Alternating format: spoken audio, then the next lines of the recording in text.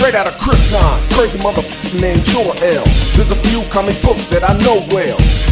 And you know why they follow me? Cause I talk about games and technology. And we're live. Why did I say it like that? I did that extra breath for no reason. Welcome to No Wi-Fi on Kandor, the best podcast in the universe. The best. That's just my opinion.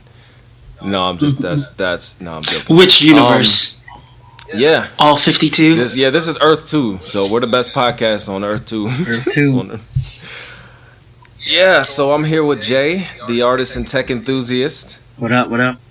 And Adam Incognito and Fact Checker. I'm throwing that one back in, so because you did it too much last episode.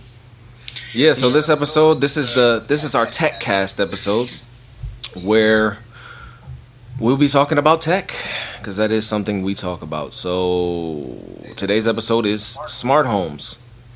Smart homes. That girl got a smart home. No,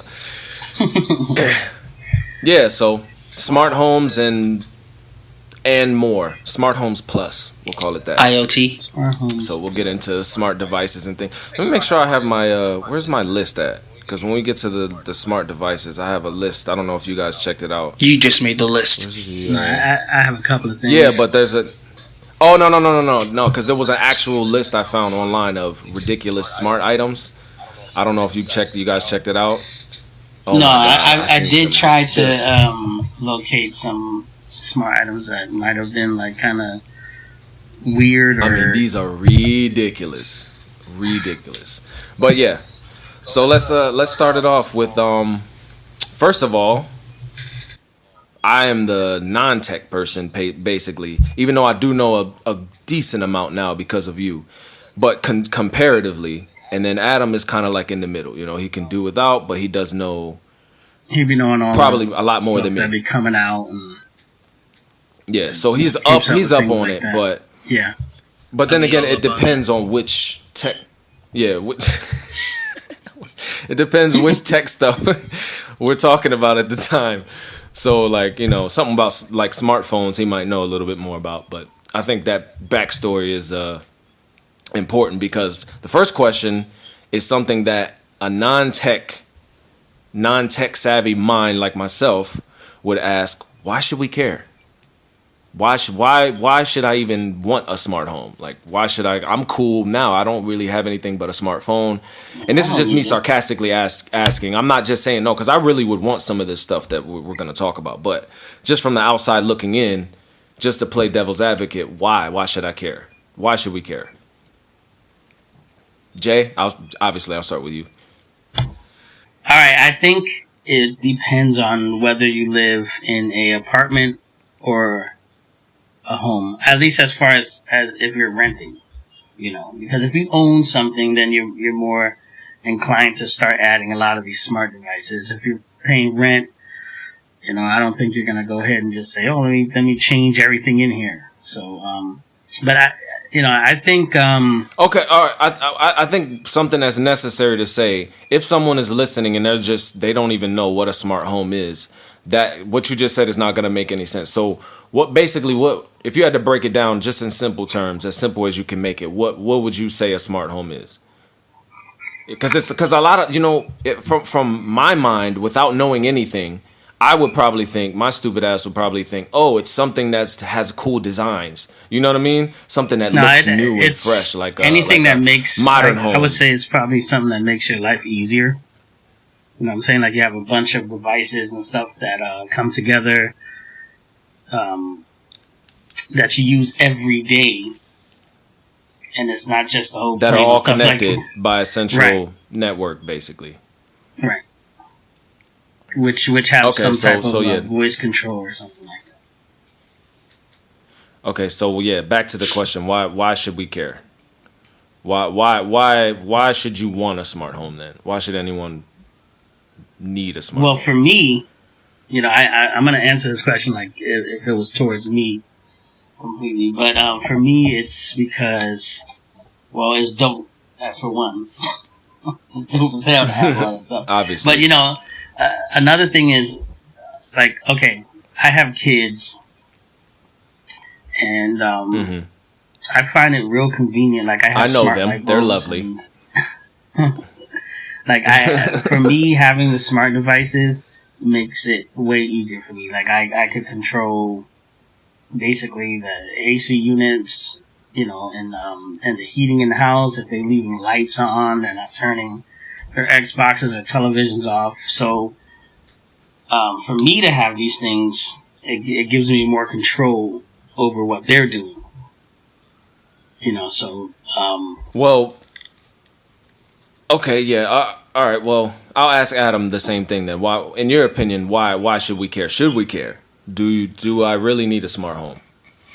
You should care because it's gonna happen. That's the biggest reason why you should care. Everything is. Would you say it's gonna happen? Yeah, everything's gonna move towards that eventually. Like apartments they're being built using this technology. It's gonna be integrated. And they're gonna be thermostats and refrigerators, and I mean, it's like try to buy an old television right now. You can't. You're not gonna buy you can't. You can't. TV or some shit. Every TV you buy now is gonna at least be a flat Carl panel. still got one. I had to get in a time machine to get it, but right. Oh my god, yeah, Carl's still trying to play Xbox One on a damn tube TV, bro. That shit is, oh my god. Talking about it's in HD, but all TVs are at least getting like some kind of smart features, even if you don't realize it. And I think the same thing is going to happen with all appliances. Like, your refrigerator is going to have Wi-Fi built in eventually somehow. Well, you really think so? Yeah, definitely. They already have appliances like that out. I know. One of the coolest things that I seen, I think I was talking to Adam about it, was I think I went with you, Jay, when you were looking at stoves. And we seen that one stove that it won't burn you. I think it's an electric stove, and that's like child. Yeah, that's one of the things I'm talking about. All stoves will probably eventually move to that once it gets cheap enough and stuff. And but that's practical. Why wouldn't you? Why wouldn't you have that? Right. Yeah, but that's practical. So you can't burn yourself. It only. Well, not to cut you off, but you know how he was saying like it's eventually going to happen, like how he brought up the television when they decided to switch over to HD. It's not like it's over. There's nothing you can do about it. It's not like they say, hey, by they the took way, it by you force. want to switch to HD. No, they just did it, and you had no choice. Also, when they stopped the sending the radio waves, sorry, not the radio waves. That sounds. You could tell I'm a tech idiot. I guess you're when they stopped doing the. You mean the analog signal? Well, the antennas, Yes. Yeah, the analog signal. There you go. Yeah. Radio waves. Oh my god! Maybe you should host this one, Jay, because I don't know. Radio waves. Go ahead. Fucking. I'm having fun. Yeah. But yeah, I get what you're saying, Adam. That does make a lot of sense, and Jay too. They're not giving us much of a choice with anything technologically, like smartphones too. You don't have a choice with not having a smartphone. Even though I know a couple people who are trying to resist, and they're having a hard time. Right, I know people still have. I know this one older guy. He's like 76 or something like that. He's still got a flip phone. Like he flips it over. I asked him the other day because he's asking me to help him with his Android tablet. So I'm like, okay, what kind of phone do you have? Because I'm trying to hook up his Google account. He pulls out a flip phone. I'm like, yeah, okay, that you definitely don't have Google on that. So. One of the things that I was thinking about in relation to this question is, for me, the biggest thing that appeals to me about smart homes is security. And I don't really give a shit. You know what I'm saying? I grew up in Philly. I lived in Detroit for a while. Like it's not like the home safety thing I don't really think about it. But my fiance, she's due to be my wife in, I don't know, like 3 weeks, getting married. She's paranoid, and we live in London right now, North London, so it's just nothing but apartments. But when we do buy a house, I know when we buy a house, she's gonna be scared. Like when there's no people around, she's petrified. Of what? And we were talking about getting a house, and she was like, I don't know what I'm gonna do, when you're not there, and I'm by myself, and I think someone's creeping around outside. I'm like, well, if I have a smart home, and if I have enough money to, buy a house, I'm gonna have enough money I'm gonna make a smart home. Like my mind's made up. I'm gonna have a smart home, and I'm gonna have that shit securityed out because I don't need her being paranoid about everything. But that could put her mind at ease a lot because I seen like smart locks where you can see through the keyhole. With cameras. The thing I like about smart homes is Ring. back in the day, even like Sammy's security system, Jay. Like when you have security cameras, right? But you had to like monitor them from a specific place. Now, when you have like a home network where everything's connected and you can just check it off your smartphone. Like I could be at work and, I could just check on my kids or something from far away and just make sure they're cool. Like that is the biggest thing for me, the safety. Yeah.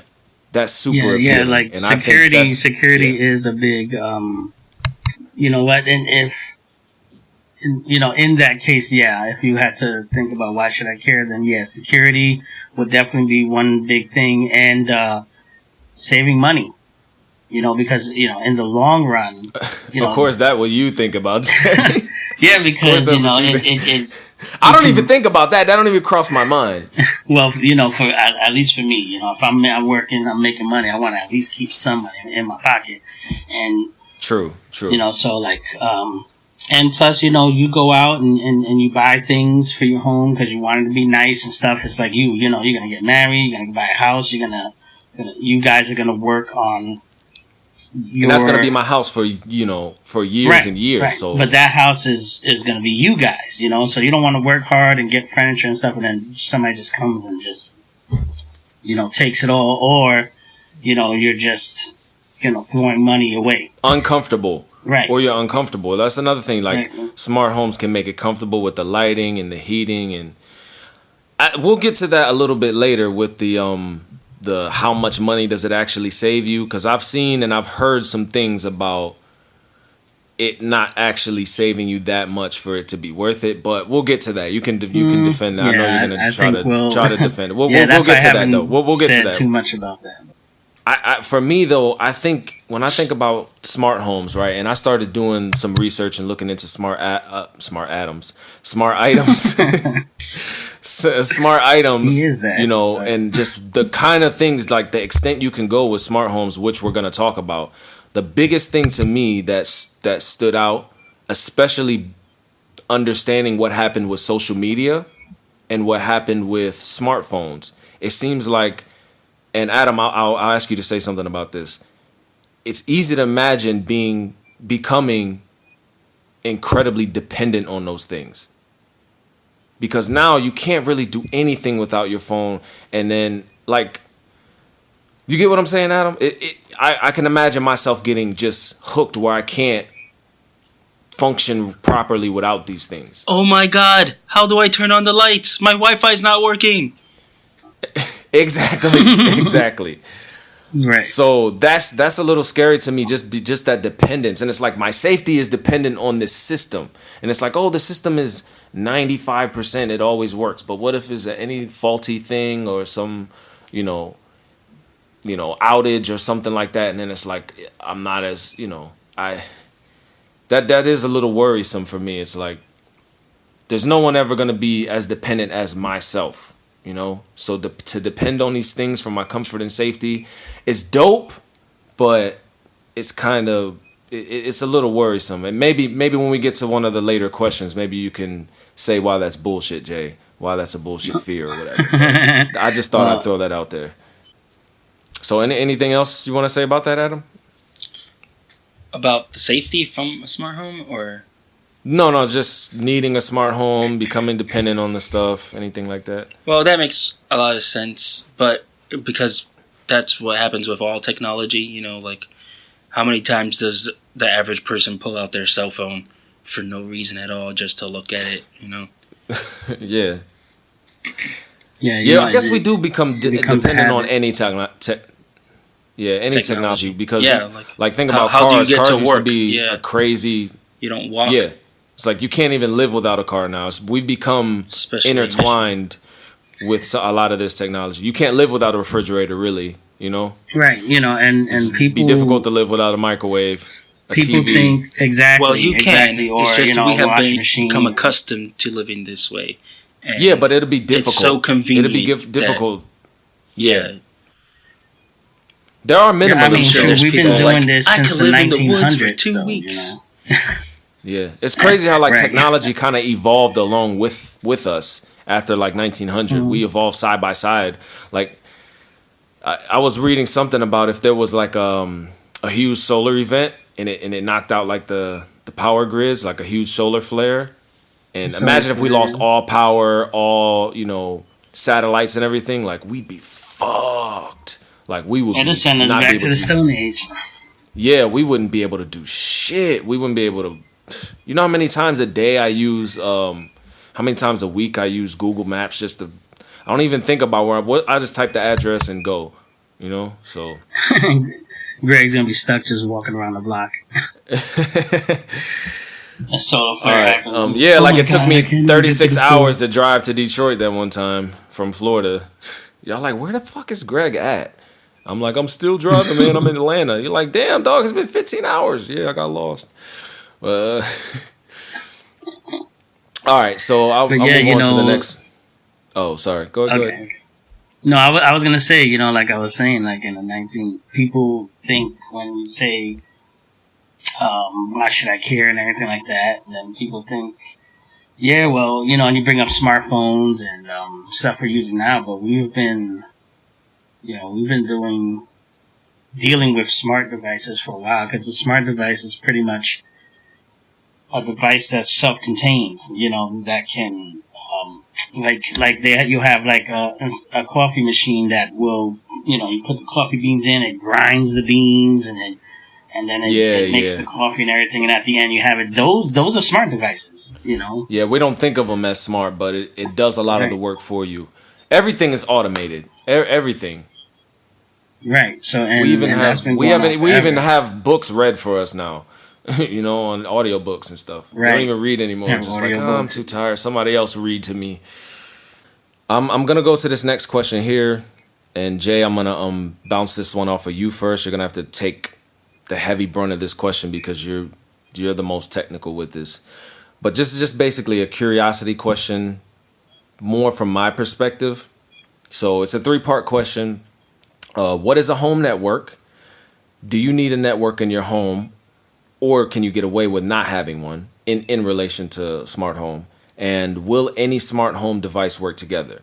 So I'll start with the first question, and then I'll go to the next one after you answer. And then Adam, I'll go with you, but I really want to get Jay's perspective here because he's very technical with this stuff. So what is a home network? And you can dumb it down for me. All right. Yeah, because you could I could talk about building server rooms and everything like that, but we're not going to get that detailed. If I had to say, just to keep it simple, home network is a series of devices that all work together. And even though there are people who still don't have internet in their homes, the majority of people do. Especially if you have internet. And your service provider will provide you with a modem and a router, or with a modem and router, combo. Which if you have Comcast or Bright House or Wild Cable. And over here in London would be EE or I have TalkTalk. So, but most people from the States won't know what the hell that is. But Slow so as I got a shit. quick question. But- So if you have just a router or modem, whatever like that, you said just a basic, that counts as a home network. Yes. So Yeah, could it does. could I run all my smart devices in my home that I need, thermostat and all that stuff, off just from having that? Yes, you could, but as far as my experience, like the way I have it hooked up, I would suggest somebody to get a smart hub. And what a hub is, it'll be like an extra device. Some of them look like routers or modems. And what it does is when you connect it to your existing network, what it does is it kind of organizes everything. Because if you don't have a hub, you could connect everything to on Wi-Fi, but then you might have to go through like 10 different apps in order to control. So then it's not really it's not really a smart house. Then I mean a smart house. It's not really a smart home then, because then that means it would be, you would have individual smart devices, but they're not connected. So that doesn't really count then, does it?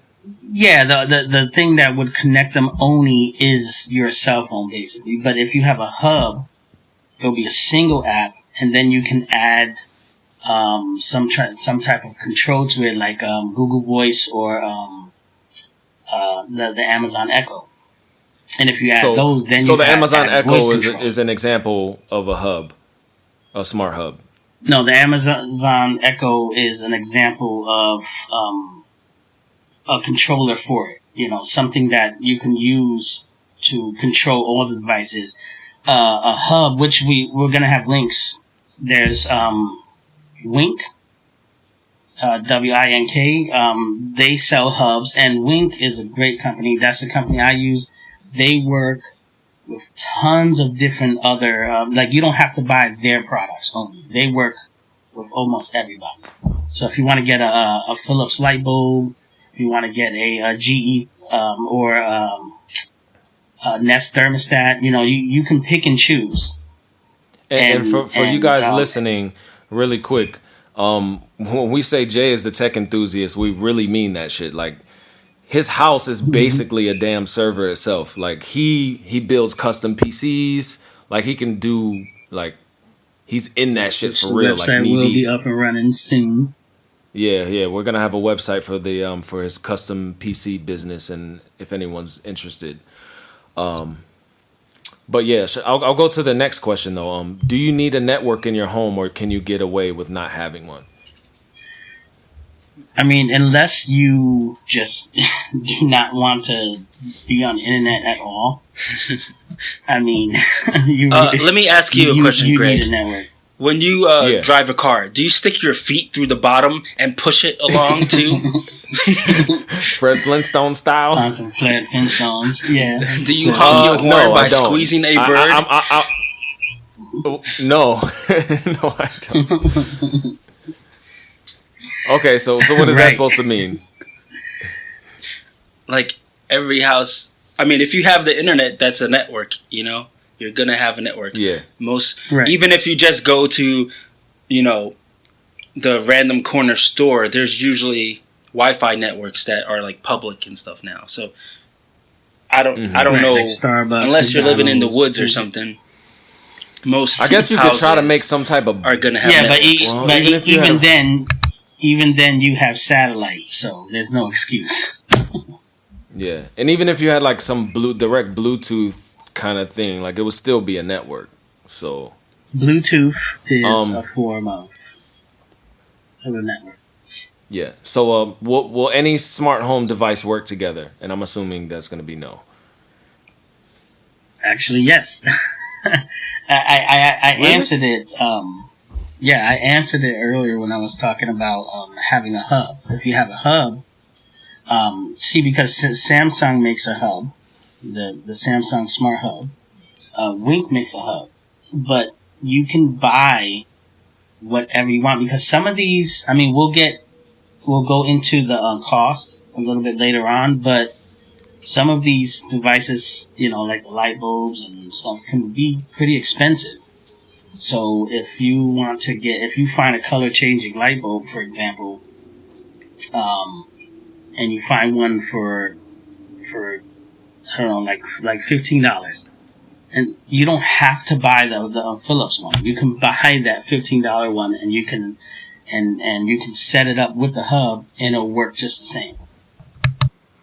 Okay, really quick. I just want to get to the smart bulb. Other than saving energy and like dimming it, and I'll ask this to you, Adam, because I wasn't gonna say anything, but we brought up a light bulb. Is there anything practical like Ding. about changing the colors? Like being able to change colors of light bulb? Because that seems to me that's Yeah.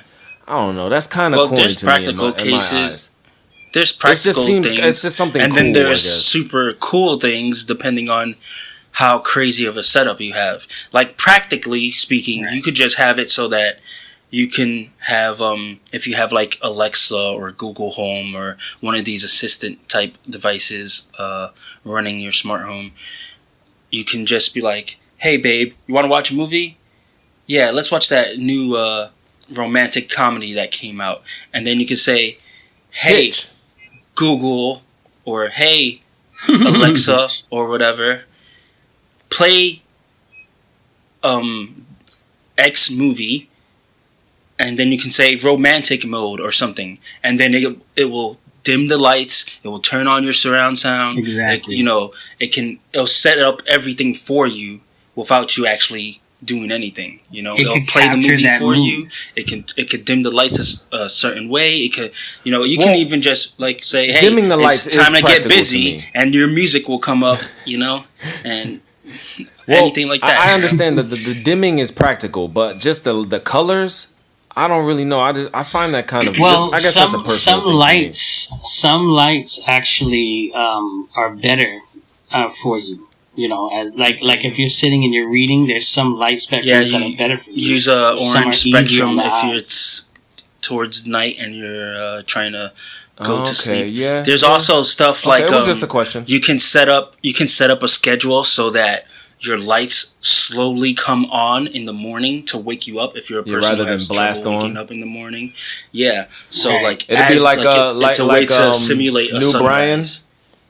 Jay, like New Brian on Family Guy when he woke him up softly with the flute.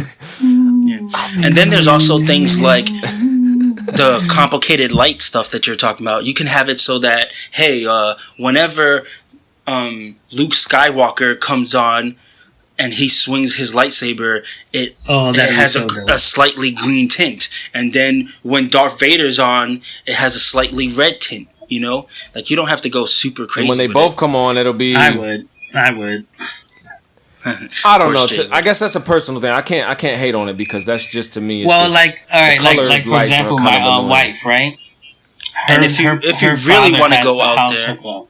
oh sorry, go ahead. No, I was saying like her father has the house hooked up, and there's times we, spent the day with them, and he'll just like Adam was saying, he'll say, "Oh, nighttime mode." He'll say, "Hey Alexa, set up the nighttime mode," or Alexa, we're about to go to bed, and you'll see other lights turn off and other ones come on, and you can even have it set up to like a movie mode, like when you go to the movie theater and they have the lights just slightly dimmed, or you can have certain colors set like that. So if you're like, oh, the light bothers me because it's low, I'm gonna set it to blue, because blue, well, like a blue light, for example, is supposed to be calming. The blue is supposed to calm you down. I hear that a lot. So yeah, so let's say you just want to relax, you can have the light bulbs change into like a blue tint, and then you can Or I just guess sit there and like relax. if your kids always have like a favorite color or something, they could find it really cool. Like I want the red light tonight, or I want the Right, I have a shower blue head light. that changes colors. yeah You take my shower. I seen it. If you want really complicated stuff, That's you a can cool even have ass it. shower head. You can be reading a story to your kid, and when you get to the scary parts, it gets red, and when you get to the happy parts, it gets green. There's lots of stuff like that. And if you really want to see like crazy light setups and stuff, I would suggest that you look up Lumaroom. It was like an Xbox demo. Yeah, I have the link. I don't think in anything the, happened with it, but it was great. Yeah, I'll include that link in the info section of the podcast. That was dope. I think we'll probably talk about that a little bit later. The Illumiroom. That was a dope ass concept. But yeah, let's move on to the next one. That question, that 3-part question was basically really for Jay. So did you have anything to add to that? What is a home network? Will any smart home device work together? He basically answered it. So yeah, home networks are everywhere. I'll be surprised. How are you listening to us if you don't have a home network? Right. Yeah. Yeah, that's true. I mean, you'll be surprised. People will be like, "Oh, well, I didn't know that was." I go to Starbucks. They kicked me out. There's a lot of stuff with one of the things you taught me, Jay, was there's a lot of stuff concerning tech, just general technology that seems like it would be common sense to someone like you that's very tech savvy. Once you know about it, it's common sense. But to the average person that's not really, heavy into it, it's not common sense. It's completely foreign. Like I told my fiance earlier today, I said, "Oh, the podcast is going to be about smart homes." She's like, "What the fuck is that?" I'm like, and I had to Well, it's a actually home sit with down an and IQ explain. over 80. Over 80? That's smart? Oh, all right. Well, I'm not touching that. Anyway, on to the next one. That's like JaVale McGee, bro. Oh, jeez. Movies. JaVale. Next question, Adam. I'll start with this. I'll start with you on this one. Movies or TV shows that come close to what today's smart homes are, or just smart homes. I'll just say it like this: smart homes in movies and TV shows. That we'll just have a conversation about that. How close they got, how close we got, and that kind of thing. Yeah. Well, the first smart home that always comes to mind when I think about TV show about it appearing in TV shows before it appeared like commonly was Back to the Future, of course, because that's like one of my favorite movies. I think we all wrote that one down. Yeah, if you look up Back to the Future now, you'll be like, holy crap, almost all this stuff exists in some way, like he calls down, I want some fruit, and then fruit just comes from the ceiling and stuff, or it's like, but wow, that's kind of like Alexa or home. Well, you can't. They do have like rotating platters and stuff like that. That when you say something, it opens up and it gives you the right spices. I need. Are we heading to Wall-E? Is that where we're heading? Might like be. The movie Wall-E. Like that's where we're on. That's the trajectory that we're on, man. Because how much more lazy can we get? It's like, anyway, go ahead. We're going to talk about some of the devices, but sorry. Inject it into my veins. I don't want to eat no more. Yeah. Everybody run around with an IV. So what kind of tech did home tech, smart home tech, did Back to the Future have that we have now? Well, they had and what didn't it have? They had voice assistants. They had webcams for video conferencing. What else did they have in it? They had instead of their windows, they had like video projectors on their windows so that they could see something nice instead of seeing. And that does exist. Their neighbors. That is real tech. There's a lot of things. Most people, you're not gonna go to a random person's house in Detroit or something and find this, but some of the more affluent people have these in their. Somebody probably just have a projection of the city. Like, I want to live close to the city, dog. Just a projection of the projects. Like, hell yeah! Right. Just from the bottom, cuz it'd be the same building with slightly less graffiti. Yeah, look. No, but you know what? You know what's crazy that you say that? I read about it might have been Bill Gates' home, but I remember some millionaire or something. They had a cat. Their grandmother or mother had a cat. They would cat sit sometimes, and it was afraid of the surroundings. So he would change the room to look like his grandmother or his mother's house, so the cat would feel at home. He would change the surroundings. That's crazy. If that comes to be like something that's just commonplace and not something wild. Like, do we have the link for that video? That video was that whole conference. I never seen a video. Really I just read it. I just read about it. I never seen the video. There's a whole conference he does. Yeah. He walks over. He puts like his groceries onto the kitchen counter, and then he says, "What can I make for dinner tonight?" or something like that, and it just like.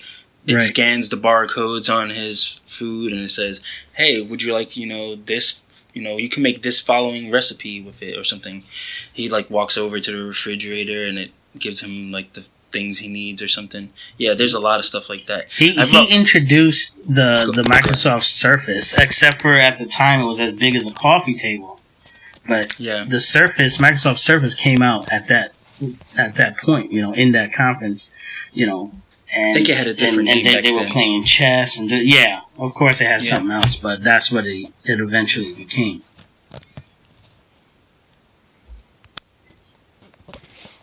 But that video was like worth looking at. It's worth checking out because he even said something about that when he goes into each room of his house, the room, like, okay, let's say me, you, and Adam, we were all in the same house and we all went to different rooms.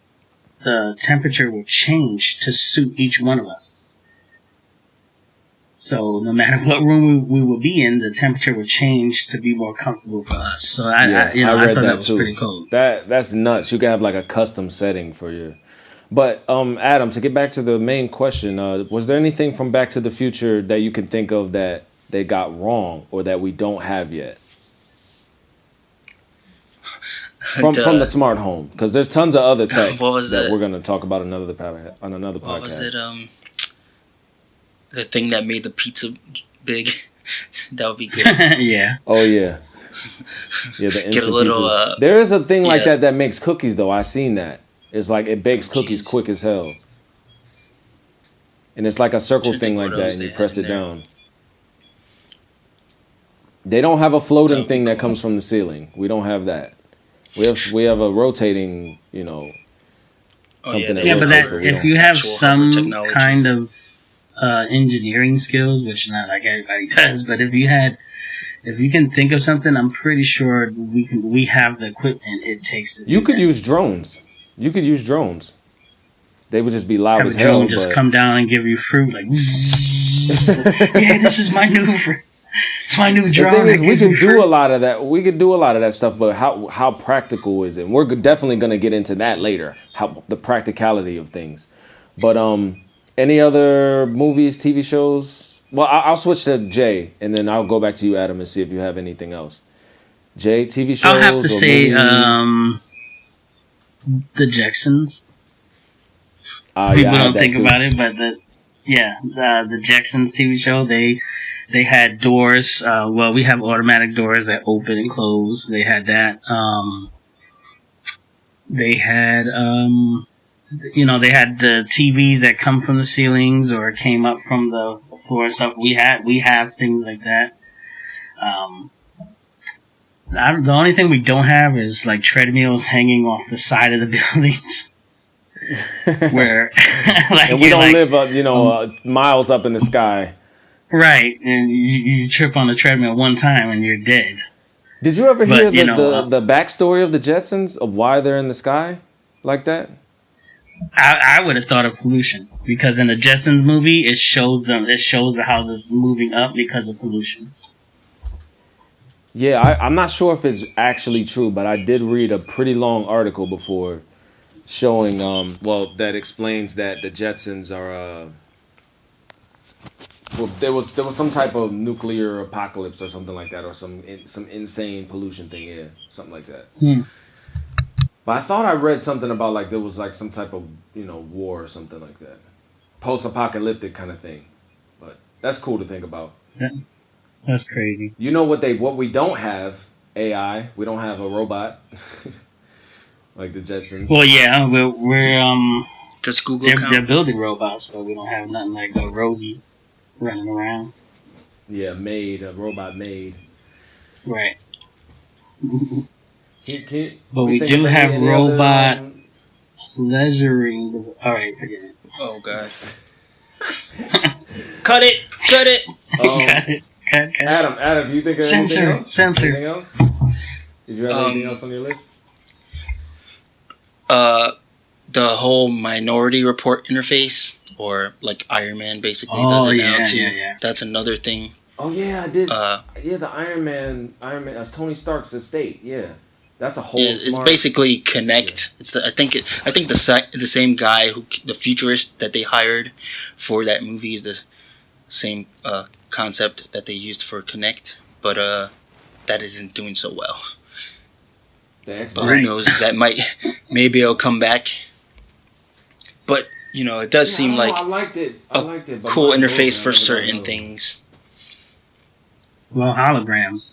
Yeah, the holograms and yeah, they have projectors and stuff like that. They can use a projector and send a hologram to a wall, which I've seen. I've seen also in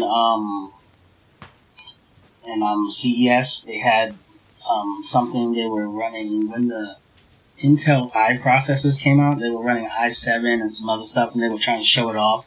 So they had a whole wall. They had a whole glass wall, and it was just like that. In like from Minority Report, and they were using their fingers to move everything around. I thought it was pretty cool. Yeah, and if Microsoft's HoloLens actually comes out and takes off, then we've been talking about that for years. Gestures. But I'll get into that a little bit later. It's getting when we get better into and the better. devices. When we get to the devices, I think I got one more house. We'll talk more about the Holo. What? One more movie. The Fifth Element. See, I never seen Fifth Element. Both of you know this. Oh my god! Both of you know I never seen Fifth Element, and I never seen Minority Report either, which I know. He had his bed and shower. That. He had like a smart house where everything was built into the wall to save space. Everything's in the wall. The bed would come down from the ground, but it was in the wall. He'll sleep, and then if you want to take a shower, how can it come down from the ground? Up into the ceiling. No, I said it would come down from to the wall. ground. He said from the wall. From the ceiling down. And we're recording. I can check that. I know. You're gonna be able to go back. No, never. It's like nah. But anyway, it was like crazy how they had it set up. It was like this little skinny.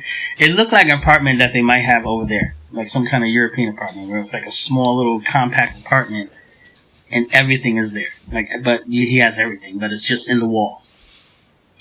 You know what even when the police came, he had to put his hands feature. You know what you guys forgot? Mm-hmm. What? Dexter's Lab. Oh, about Dexter's Laboratory? Oh yeah, the computer. Dexter's Lab. Omelette du fromage. And you know why? You know why did he have a French accent? No, because he was trying to learn French. Saying that one word through the whole episode. Yeah, he was trying to learn French. He was trying to cheat and learn French subconsciously. But then when he woke up, all he could say was omelette du fromage. And so he couldn't speak his password to get into his lab. And it's self-destruct. But the funniest thing is, like, he solves world hunger and everything. Like, just saying the one word, he's just solving all the world, like, all humanity's problems and stuff. Omelette du fromage. They're like, ah. But what made me think about Dexter's Lab was when I started thinking about home security. I'm like, what shows had, and obviously to get into his lab was, crazy. He had all the security measures and stuff. Well, all you need is a man dart. I'll start with you on this question, Adam, because Jay, I know you're gonna have a detailed answer with this, but Adam, what was your first experience with smart home tech? My first experience with smart home tech was probably watching it in a movie, like watching the Jetsons or something and being like, oh wow, that's cool. That's gonna be what it's like when I grow up, and then, it was. That's things crazy. like that's the craziest shit. Yeah. Then when things like Best Buy and stuff, they have those aisles where you can go and check out all the tech, and then like Alexa and Google Home and all those technologies started coming out, and like you can test them. You can play with like a Ring doorbell and see how the camera works and stuff. Right. I think Jay might have been the first person to actually start implementing it into his house that I knew. Yeah, out of us, yeah, for sure, definitely. But quick question: when you said your first experience with it was kind of like just seeing it and like, wow, But did you, in your mind, did that process as this is a smart home? This place has a home network. Did it process like that Yeah. in your mind, or was it just cool stuff? Well, no. When when I started seeing it in other movies and stuff, it's like, oh yeah, this is what that is. Like, because I I can't even remember when I started learning about networks and stuff. I was still little, but I was always kind of a tinkerer like Jason. So to me, it did click that yeah, this thing is all connected. This is connected to this. This is connected to this. And when I get my own house, I'm gonna have everything connected. You know. And I find that so weird because for me, I guess our brains just work differently because for me, it took Jay telling me, like teaching me, like these things are connected, for me to actually see it, and I guess there's a real like, I think there's people that are really just technologically not inclined. Like I've learned a lot of things because I was told, but I never, like Jay and you guys started tinkering with stuff early on and just messing with it and learning how stuff worked. I was still Jay. The E Machines is famous. It's going down in history. That E Machines computer I had was for so long, and you were just like, "Why the fuck do you still have that thing?" And I'm just like, "What's wrong with that? I don't get it." And you're just like, "Greg, you can't do nothing with it. Like upgrade it, put some memory in it, put some RAM." I'm like, I don't, So my brain just doesn't think like that. But it is once I was told, it's dope. It's super dope to understand how everything works. And it's to have something like a smart home, to my eyes be open to what it can, like the possibilities of what you can do is not only very practical, like security and things like that, and Right. keeping your kids on track, but it's also just, you can do so much dope shit. But to the question, the first experience with smart home tech, Jay, before I get to you, I'm just gonna throw mine out quickly because it's gonna go into your answer. My first experience with smart home tech was obviously your house, Jay. That's my first experience with this stuff because I didn't really know. Like when I seen the Jetsons and when I seen Back to the Future and all that stuff, which you guys forced me to watch, Adam.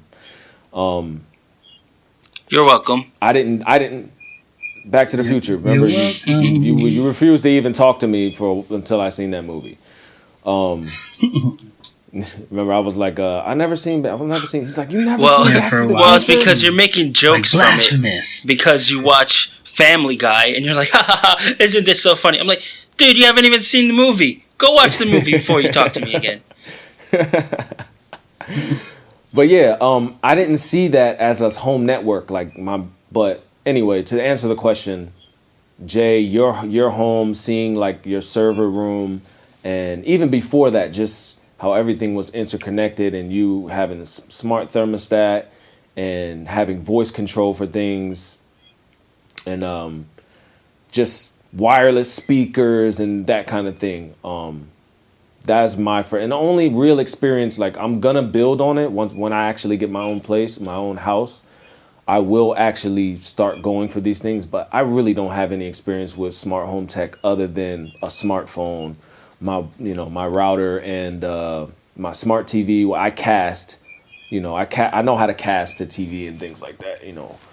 And obviously I messed with the Amazon Echo at your house, Jay. But that's my experience. It's very recent. Yeah. Remember I annoyed Daisy. I'm like because Daisy couldn't say Alexa. She could only say Alexa at the time because she was too young, and she couldn't get it to respond to her. So I was like, Alexa, play heavy metal music. And it was like, she's like, no, stop, Alexa, stop, and it wouldn't stop. I would just annoy the hell out of her with that thing. Right. Now I can't get her off of it. Hi, and pardon the interruption. At this point in the podcast, I did have a slight technical difficulty, so I had to call in for the rest of the episode. I apologize if it sounds like I'm on the phone. It's because I am, and there's a little bit of background noise. I apologize. Thanks for listening. Mm-hmm.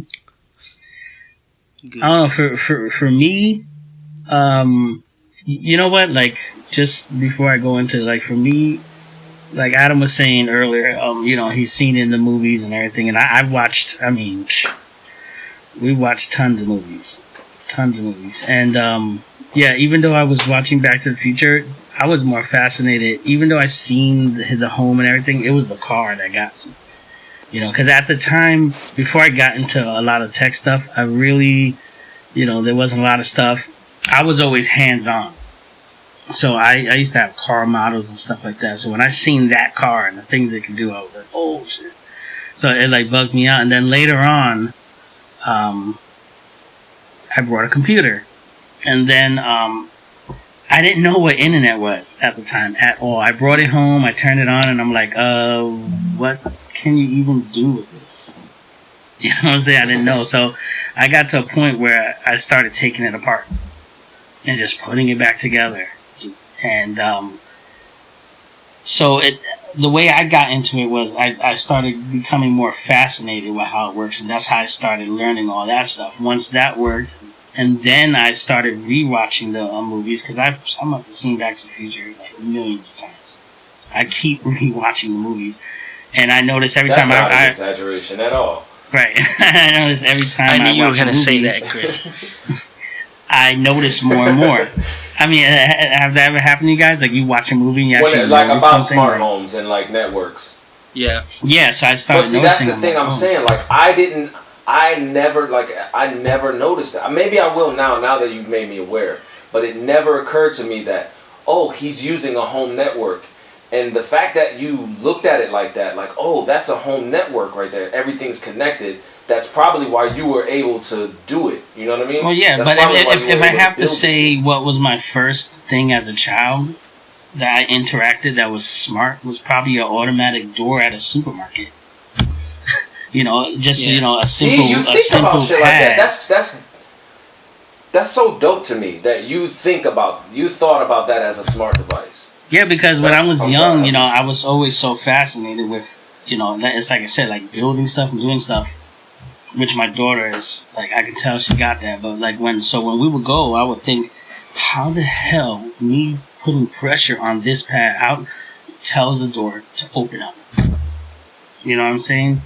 And I would think about that. So later on, as once smart devices got more affordable for consumers, I went and I got a Nest thermostat. And that was one of the first things that when me and my wife finally had our home, that was the first thing that I installed. And I was just, I'm running around the house, I'm looking to see, I wonder what the temperature is, like, just to mess with it. Like, I could not leave it alone. I liked that when I walked by, it just turned on for no reason. I was like a freaking kid. Then I started buying the light bulbs. I'm like I would look for problems. Like, well, the kids are not turning off the light. Oh, gotta go get a light bulb. And started getting them to work together. And then when the Amazon Echoes came out, the beauty of the Amazon Echo, why I like it, why I would recommend it over Google Voice is that not to get technical about it. Well, that's in the next question. You sure you wanna spoil this now, or you wanna wait? Because that's literally in the next two questions, the Alexa and Google Voice. All right, I guess we can carry it over. But anyway, I guess for me, my first thing for me in my own home was the Nest thermostat.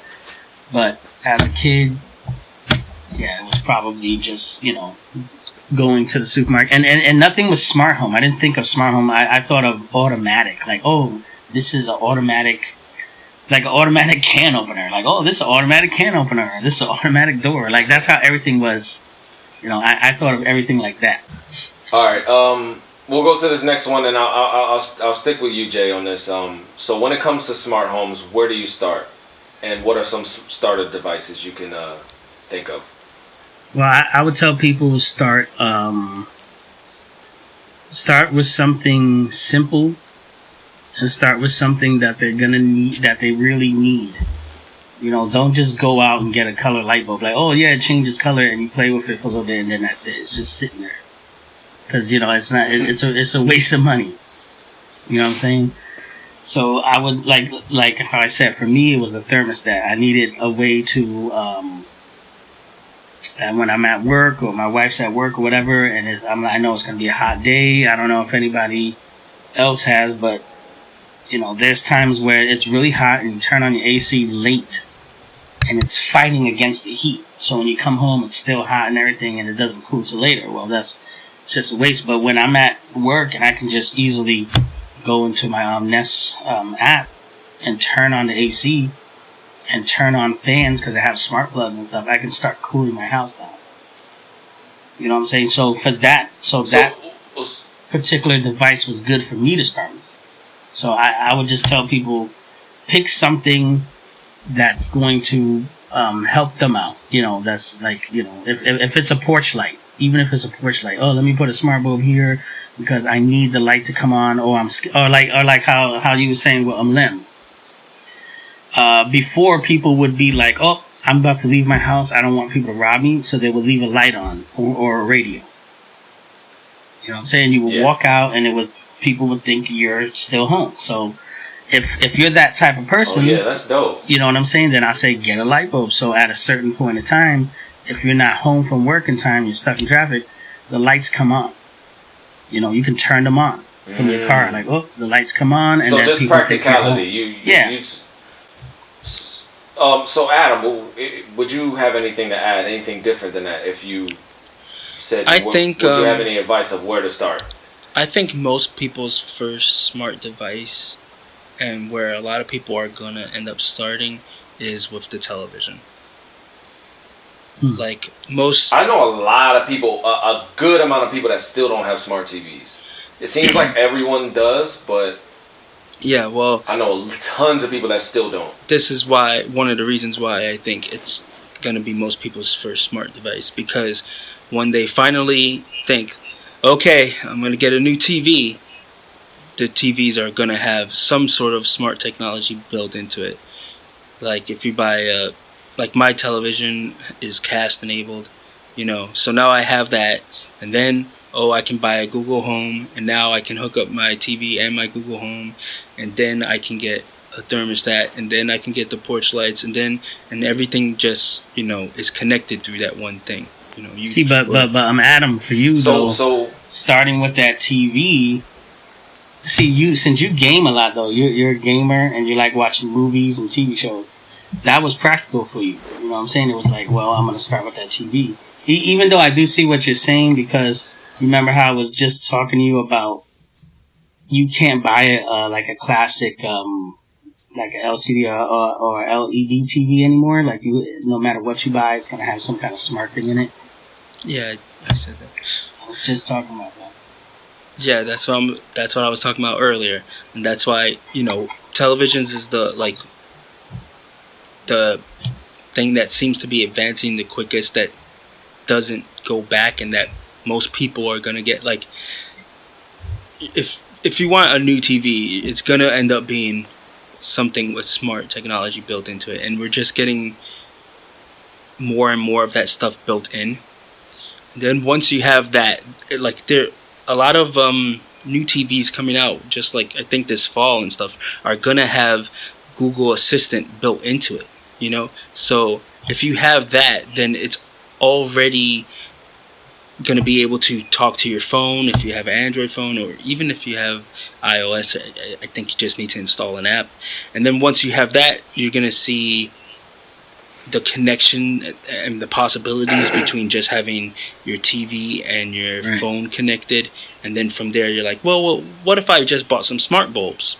And then now you can talk to your TV and tell your TV to turn off all the lights in your house, and then it's like, so your TV could be a hub, basically. Yeah, it becomes the smart hub, Essentially, but, yeah, most people don't go out and just say, unless you're like, hey, I'm gonna start a smart house or something, and I'm gonna be like, I'm a J type where I like to tinker with stuff, so I'm gonna buy a hub and then start building out from there. Most people will usually another argument, I guess you could say, is your phone. Your phone is your first smart device, and then once you start getting any other smart device into your house and it has some connection to your phone, then you start to see like, yeah, but Adam, with me though, like the reason why you mentioned the phone, like for me it bugs me though. Like I'm like, when you come home, and I guess because I'm adding more to my house, I think the phone needs to just chill. When you get home, the phone needs to just start sitting there, and everything else that's in your I house. said unplug on the last podcast. I did say unplug. Oh, okay. If you guys didn't listen, that's on you. But you know what I'm saying? Because it seems like I try to watch a movie with my wife and she's on her phone all the time, and I know that's due to social media. But the thing is, I think the phone needs to chill. But I do know in your case, and like Greg was saying too, you guys cast a lot. See, I don't have it set up. Yeah, I rely heavily on Plex and on other services like you can cast Plex too. My home. Yeah, so.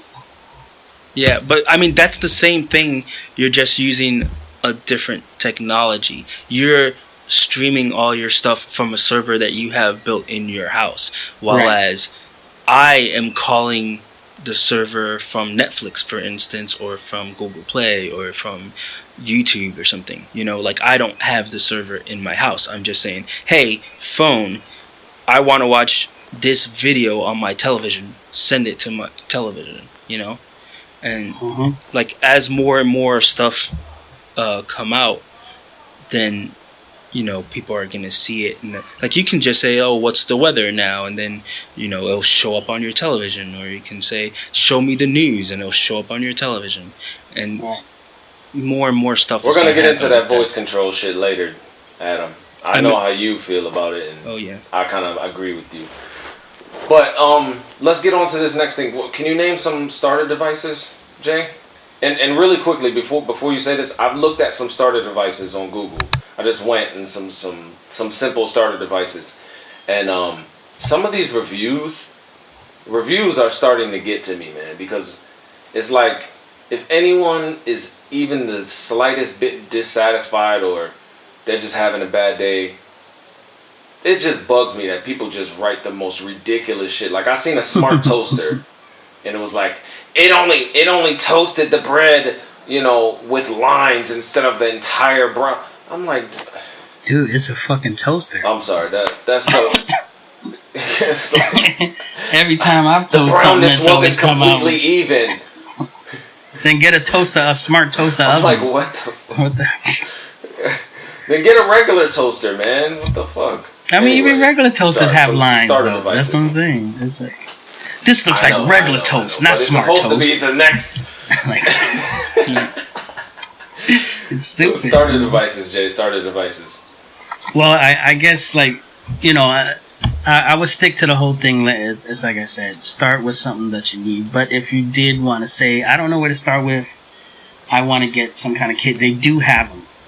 There's like Samsung and Wink again, whatever. And a couple other places, they sell little starter kits like you might find home security, where it has like indoor outdoor cameras, windows, and window motion sensors and stuff like that, all in a little kit for like $200.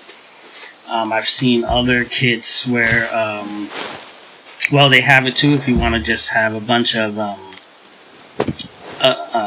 Alexas or whatever, or the Google Voice. They'll sell them in a kit. You buy 3, you can get 3 of them or whatever for a certain price. And or like Adam was saying, I've seen kind of like Android TV devices, something like how how they have like the Mi Box and stuff with Alexa built into them. The Nexus like player, the Nvidia Shield TV. Right, yeah. Yeah, those little like things like that, those set-top boxes, that's what it's called. Like they're all in one. So, and I noticed they're starting to come too with those voice control things built into them. So if you want to do something like that too, like he was saying, like oh, I have a TV, I don't want to go and buy another TV, then you can get a set-top box and do that. But they have kits out there.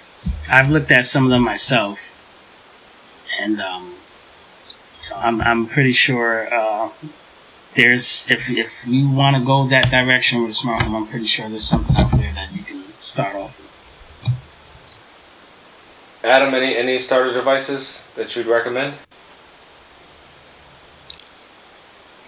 I would probably say like television. You know, like if you're gonna get a new TV, probably go for something that's at least cast enabled, or if you want to go cheap, then maybe a Google Home or something. I think the Google Home Mini is less than $100, and see if you can just even get, or even if you want to go even cheaper, just to see what it's like for casting, you can just buy a Chromecast. They're like $30. Hook it to the back of your TV. It's a tiny dongle, and see the kind of things that you can send to your TV, the kind of interconnectivity you can get with even apps. You know, you can play little games on your TV from it and stuff like that, and just see how that works out. See if you like it from there. If you like it from there, start building out with light bulbs and thermostats and things like that. And you know what? Just to add something, I think if you're gonna choose whether to go with Google Voice or Alexa, stick to one, because one of the experiences I have is that I have the. I'm gonna just go into this next question, Jay, because the next question is Alexa or Google Voice. So let's just go right into it. Well, this one is. Just go ahead. I mean, yeah, it could kind of be for both. See, me, Alexa, and it's because that it's open source right now, so anybody can develop any kind of program for it. So if somebody's like, you know what, I want it to turn on my PlayStation, Xbox, and I want it to, and when it's doing that, I want it to have my popcorn maker start making popcorn. They can develop an app for that. Google doesn't really do that.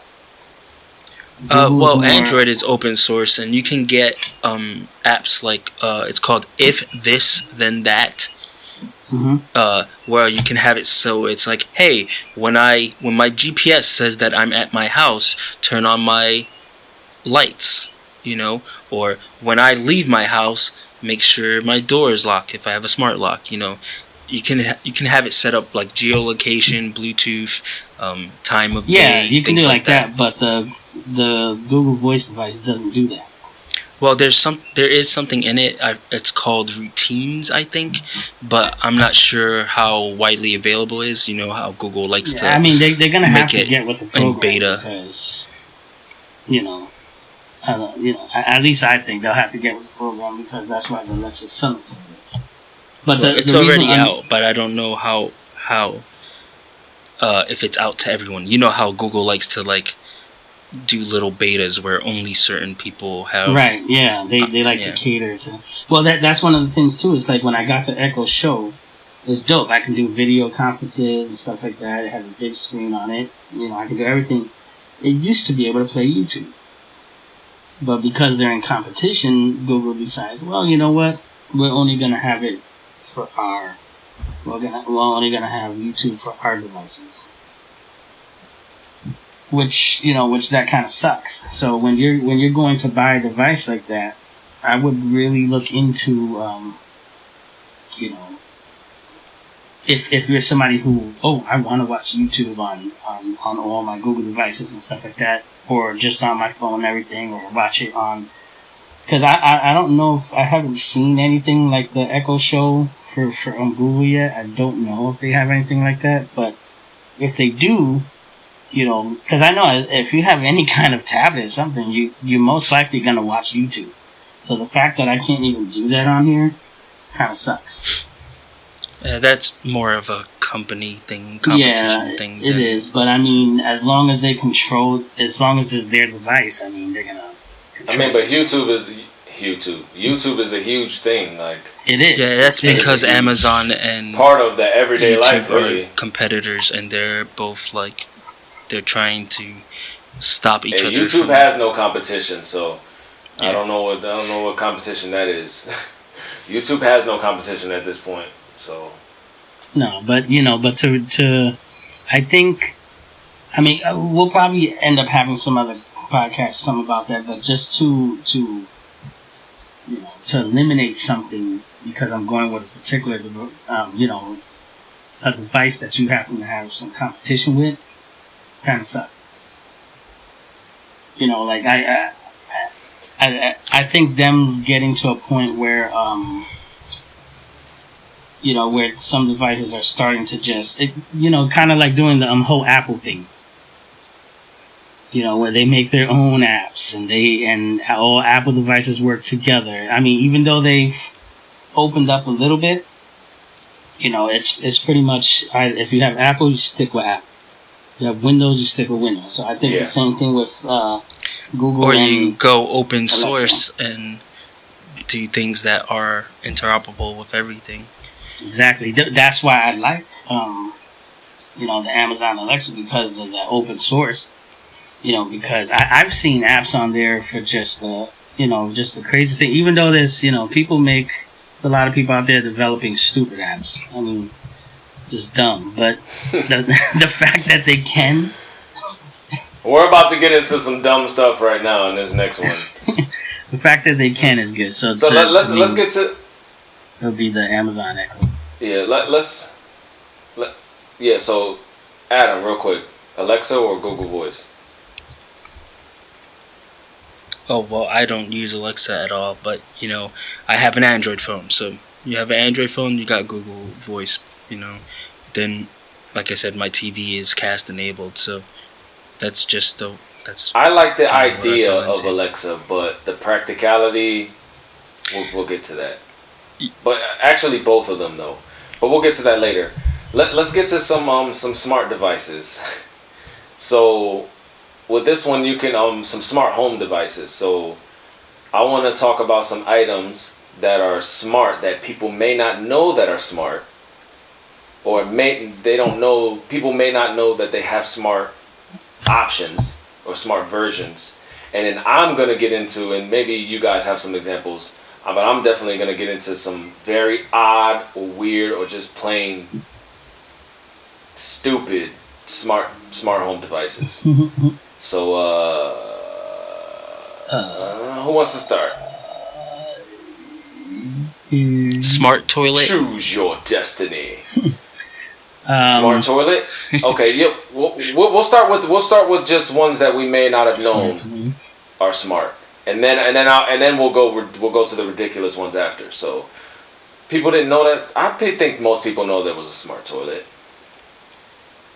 Did you know? Before the last time we talked about it, do you know what it does? I remember you told me, but I would assume that I would assume that there was one. I mean, I didn't know for sure, but what does it do? Give you happy pee time. Yeah, like I think it has heated seats. It has smart flushing, so that depending on what business you handle, it flushes a different amount. There's ones that are save water. That sounds like something Jay would get into. What if you're like money? What if you're like Jay's like Mr. Krabs and shit from SpongeBob. Like what if you're in between that day though, and you're like, oh, and it's just you're pissing from your ass. Like, oh, Jesus. How does it know how to how does it know how to flush it? Like, violent diarrhea. Well, I guess there'll be a third option. Extreme mode and shit. VD option. Let me set to extreme. Adam, one that you sent me, the smart jacket. It seemed cool at first, but then it kind of didn't seem cool. The smart jacket? Which is probably why you didn't hear about it. It's like, let me see if I can pull up the link here. It's a smart jacket by Levi's. By Levi. Yeah, Levi's. And it says, look, the heading says, it looks smart because it is. Oh my God, y'all should not have put that. But yeah, basically there's a thing on the wrist. There's like a little thing, and you brush, it says, to change the song, brush your cuff to mark your new coffee shop and get haptic feedback when your lift is arriving. You know, basically you do different gestures with the app, but it's like, it's just kind of dumb to me because it's like, oh, you want to order a lift with your jacket sleeve? But it's like, dude, I have a fucking phone. What if I have a you phone do that it by does that. accident? What the hell do I need this for? Raise your hand to do something. And Right. I guess it's for people And it said, who okay, don't want to take their phone out their pocket. Life on the go sounds better through Bose wireless headphones. Jacquard now has a Bose Aware mode that allows you to access noise cancellation right from the cuff of your sleeve. Like, I just don't. There's already devices for this, and this is one of the things that we were talking about. I think I talked to you, Adam, about the. Did I talk to you about that, Jay, or was that Adam? Like the smartwatch is just like. It's like, it's a cool idea. It's like, ooh, I'm gonna be like 007. Beep beep. But everyone I see with a smartwatch, they never use it. Yeah, it was me. They never use anything on the smartwatch. I never even seen you use I see a ton of kids with smartwatches that all they use it for is telling the time, and the only reason they have it is because their parents had it and got bored of it, so gave it to their kid. No, I actually use mine. I would say that smartwatches. Why though? If to me, and I'm not saying like it's Well, I'm the type of person that just explain to me. It seems if like I own something, I'm gonna device. make myself use it. Shit, I'm not gonna just go. Oh, let me go buy this $300 watch and just wear it to tell time. But this is the difference though. Just because you're like, okay, I spent money on it, so I'm gonna make sure I use this, doesn't actually mean that it's practical. I mean, it came in handy. Like for example, I was able to answer calls, so there's plenty of times I was driving and I just answered a call and I was talking, and I know, you can answer and put your phone on the speaker and stuff, but if I have my phone especially in the wintertime, when I like to take my phone and put it in my pocket, in my jacket, on the inside pockets of my jacket. Sometimes I'm driving and I can't unzip my jacket or get my seatbelt off, but I can answer the call right through there. I seen text messages and little Facebook posts and everything where I just didn't want to look at my phone or whatever. I just kind of looked at my wrist real quick. So, I mean, it didn't last forever. It's not like I have one right now. Do you wear your... That's what I was just about to ask. Do you wear it now? Well, the reason why is because the watches haven't caught up yet. The watches are at a point where you still need your phone. If I forget my phone, then the watch, I can't do shit with the watch really, but tell time and, even though I thought you were going to say battery life. Battery life is horrible on this. Battery life is horrible. I had to always, every time I got home, that shit went right on the charger. But I mean, when I had it and it was for that time, it was perfect. Once it got old fast, and it was like, I can't. It's not keeping up with the phones. But but for me too, like I use the Samsung Fit apps and stuff like that. So, I was able to use it when I had the Android smart watches. I was able to use that too. So instead of having a Fitbit and a watch, and I kind of had it all in one thing. And okay. No, and it was like I said. Yeah, sorry, I was. When it works perfect when for its life cycle, but the life cycle doesn't last long at all. All right. So, any other smart items, smart home items that people may have not known have? I can say one real quick. So we got watches. We got toothbrushes. Yep. Yeah, smart toothbrush. See, I don't know if I want a smart toothbrush though, because that toothbrush is, to me, I don't know. Oh, the thing that I see that makes a toothbrush smart now is you just use it. Just brush your damn teeth. Alerts you to when you switch sides. It's like, why do I need someone to remind me? I'm a grown ass man. Why do I need to brush more often? You're going to get gingivitis. Yeah. Oh, shit. Yeah. You have a dentist but it's like there's one that vibrates after 30 seconds, and it vibrates and lets you know, like, oh, switch to the other side of your mouth. Like, what? Like, look, the truth is, how many people know they're supposed to do that shit anyway? How many people are there in early in the morning, like, yeah, I'm gonna do this in 30 seconds? That's what I'm saying. Some of this stuff just seems like. Well, there's also it's smart just to be smart. there's also good, like very helpful things, like anything that has to do with health. Like I think the new Samsung watch is supposed to help with like blood sugar or something like that. Which if you're like diabetic, or if you have blood pressure issues, like it can read your blood pressure and tell you like, oh, hey, your blood pressure's too high or blood pressure's too low. Heart monitors, Things from like the that. watch, Yeah, it keeps track of your heart. especially If you had people a who stroke are or like something. go running or something like that. They have things that measure your heart rate and the Fitbit, things like that. Yeah, that's dope. Yeah, so the watch, So- yeah. Jay, so It can what was actually the- help save your life or Toothbrush. just help you stay healthy.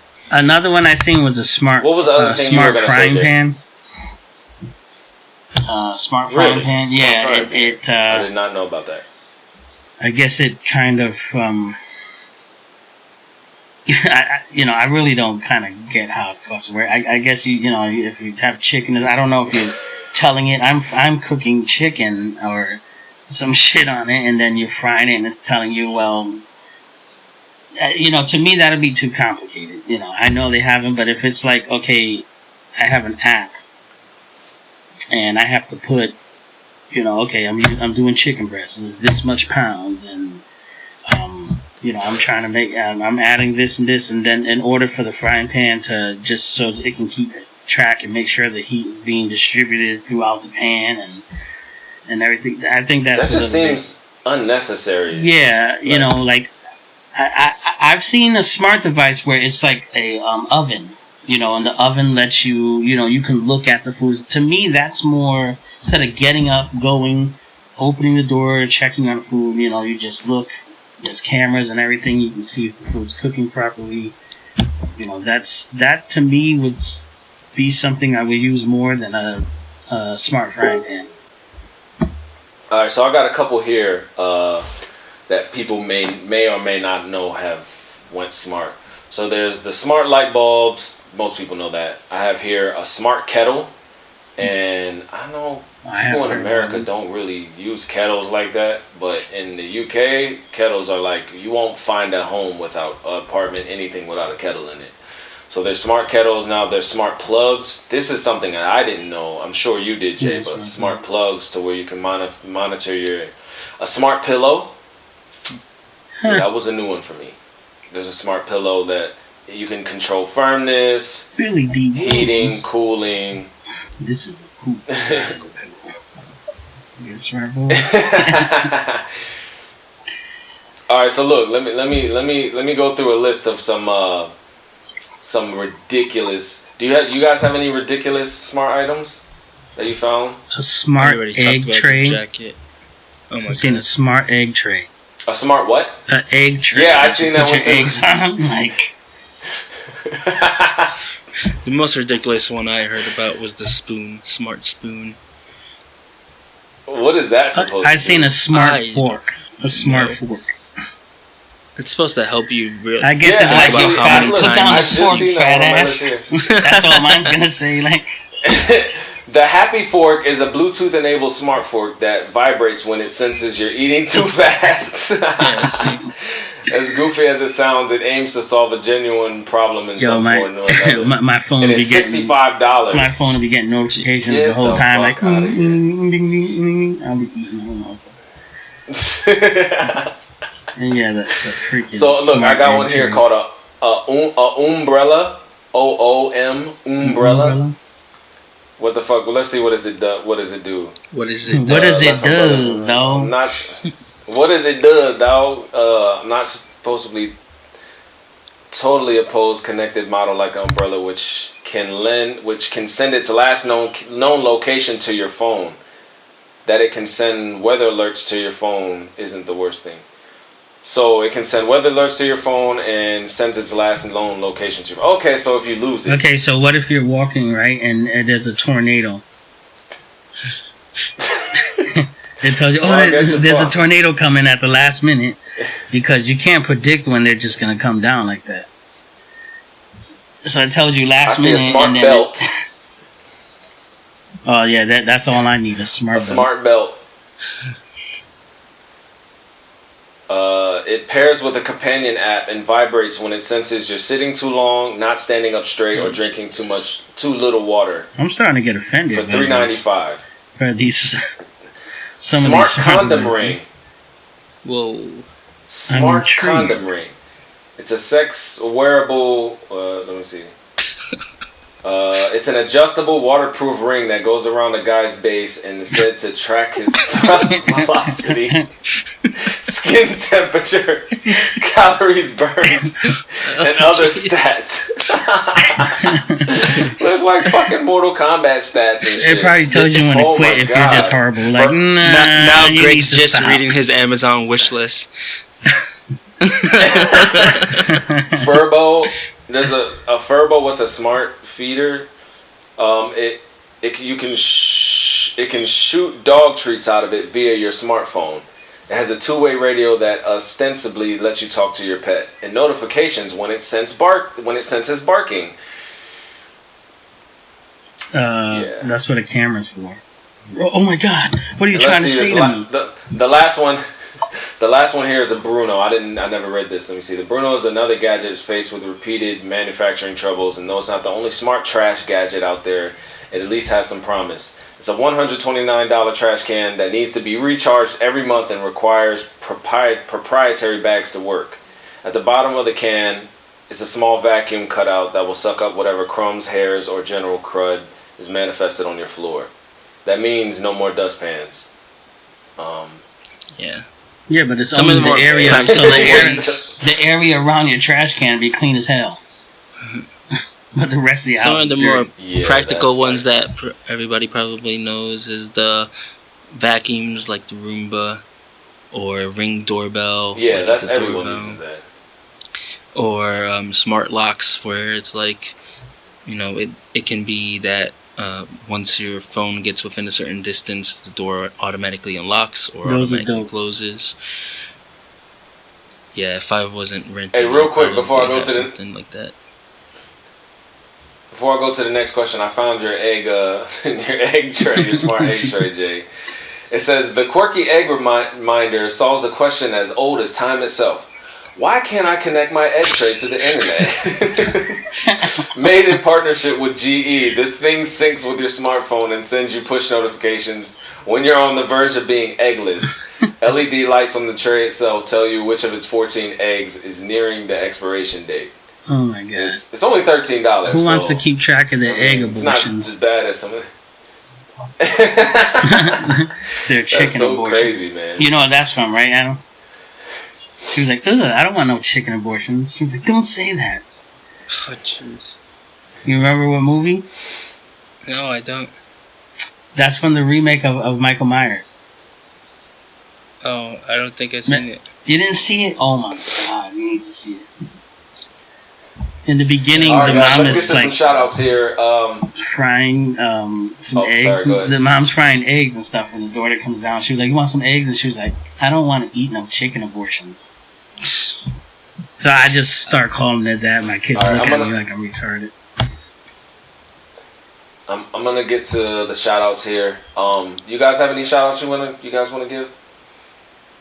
I'll give a shout out to myself for being here and completing this episode. Adam, you want to shout out Harris again? Harris, shout out. Just because. I guess give a shout out to my wife. Because if I don't get none. He's on a give plane. A shout out. He ain't gonna be able to hear it. To Rob. Hey, who was he's on a plane right now. Who was the one that mentioned Justice League Monsters and Gods? Oh yeah. That's the first one. Touchdown Tay. Touchdown Tay. You got good taste, boy. Good shit. Right. Yeah. And so I showed him the post that you made, Touchdown, and yeah, he was highly impressed. So you know your shit. We're gonna have to get you some of your input on the podcast somehow, maybe a voice message or something. But you definitely know your DC stuff for sure. Adam was like, yeah, listen to him. Listen to that guy. Yeah, so Touchdown Tay, appreciate it. Thanks for the feedback. Yeah, man. Thanks a lot. And listen too, because me and Greg talked about it in the near future. I'm actually we'll start giving away some DC guides and stuff like that. Yeah. We're gonna give away some little stuff here and there, and to the people who listen a lot and stuff like that. So you'll definitely be that guy. So thanks, touchdown. Thanks for the kind words. Keep listening. Joey, my nephew, not my real nephew, but Joe. Thanks for listening, man. Skyline to Mine, you listen every week and give me feedback. Appreciate that a lot. Aaron. I'm not gonna say nothing. But you I just know. saw you actually wrote Aaron. That's how he saved in my phone. Aaron. I literally look. One time I called him Aaron, and he just looked at me like, "What? Like, who's No, this guy? that doesn't work." Everyone else calls him Aaron, but if I call him Aaron, it's like, no, you can't say that. And Blair, you're always sharing everything and stuff like that. So thanks a lot, Blair. Thanks, honey. All right, on to the next question. Adam, I'm really curious about what you think about this because you're the one who proposed this question to me. So it's a 4-part question, I guess. So, voice control or single remote? Do you like voice control? Would you rather have a single controller? Or and what do you see as the benefits and the downsides of having each of those? If you could give some brief information too, before you answer the question about which one is which. What's a single remote and what's a single control? What's a single controller and what's voice control? Well, we probably all know what voice control is, but still.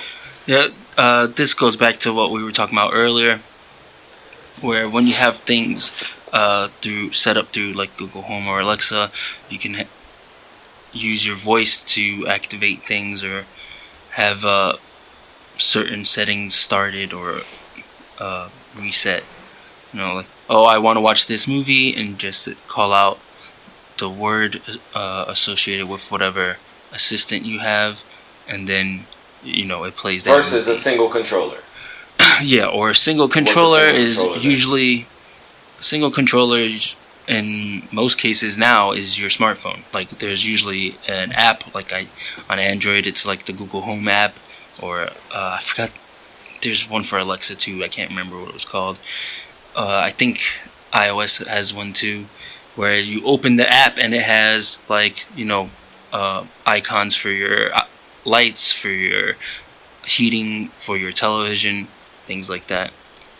It's just the Alexa app. It's just the Alexa app. Yeah, it just says Alexa app. So are these things not?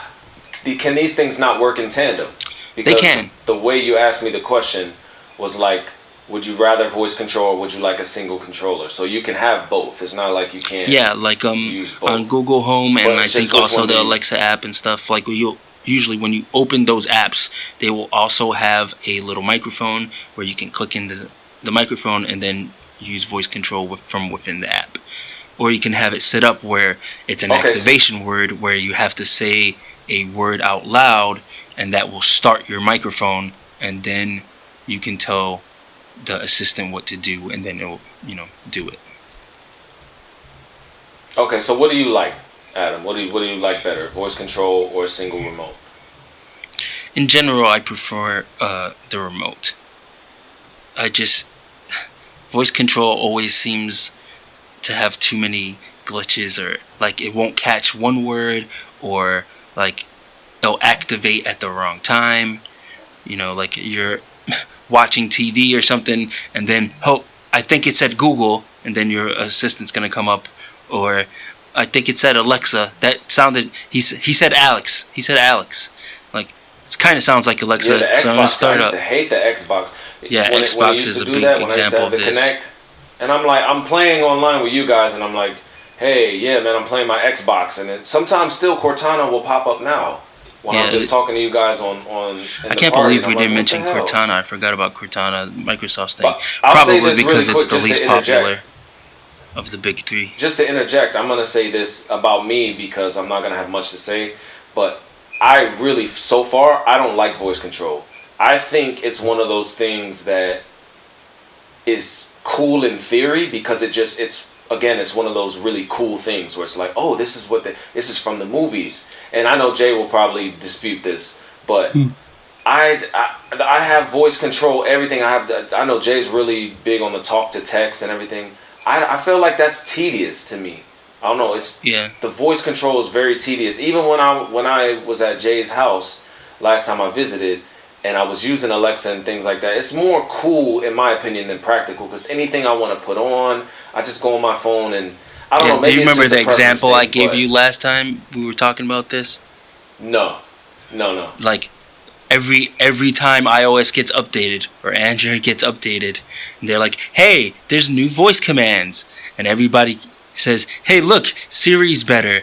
Hey Siri, what's today's date?" You know, they use it for one day and then they never use that shit again. You know, they're like, look at this joke Siri can tell me. Hey, everybody, listen to this joke. Isn't that funny? And then you never see them use it again. I did the same thing. I'll use it. I use. What do you call a store that sells? Oh, I thought you were actually gonna put it to the mic. Oh, she did. Foods.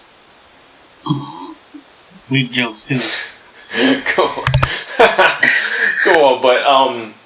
But when I was at your house, Jay, like when I used the voice control on Alexa, like just to say kind of silly stuff and like, oh, that's cool, but it was never anything practical. But then again, it wasn't my house either. But still, I have voice control. There's voice control apps, and I never ever use them. So Jay, you can go. All right. Voice control, single remote. I'm pretty sure you're gonna piggyback off what we said. Yeah, for me, it's it's both. Even though I would have to say voice control, but you need a type of remote though, because like you said, voice control is not perfect, and it does take a lot of tweaking, because in order for me to get everything the way I want to, I have to spend some time on trying to get everything to work perfectly, and I have to, like, for example, if you're using Alexa, like for me to solve the whole Alexa problem, because like right now it would have been going crazy just us talking about it, but they did that on South Park. South Park trolled the entire like a world almost. Do you remember that, Adam? Did you hear about that? Well, they kept saying Alexa or something. And...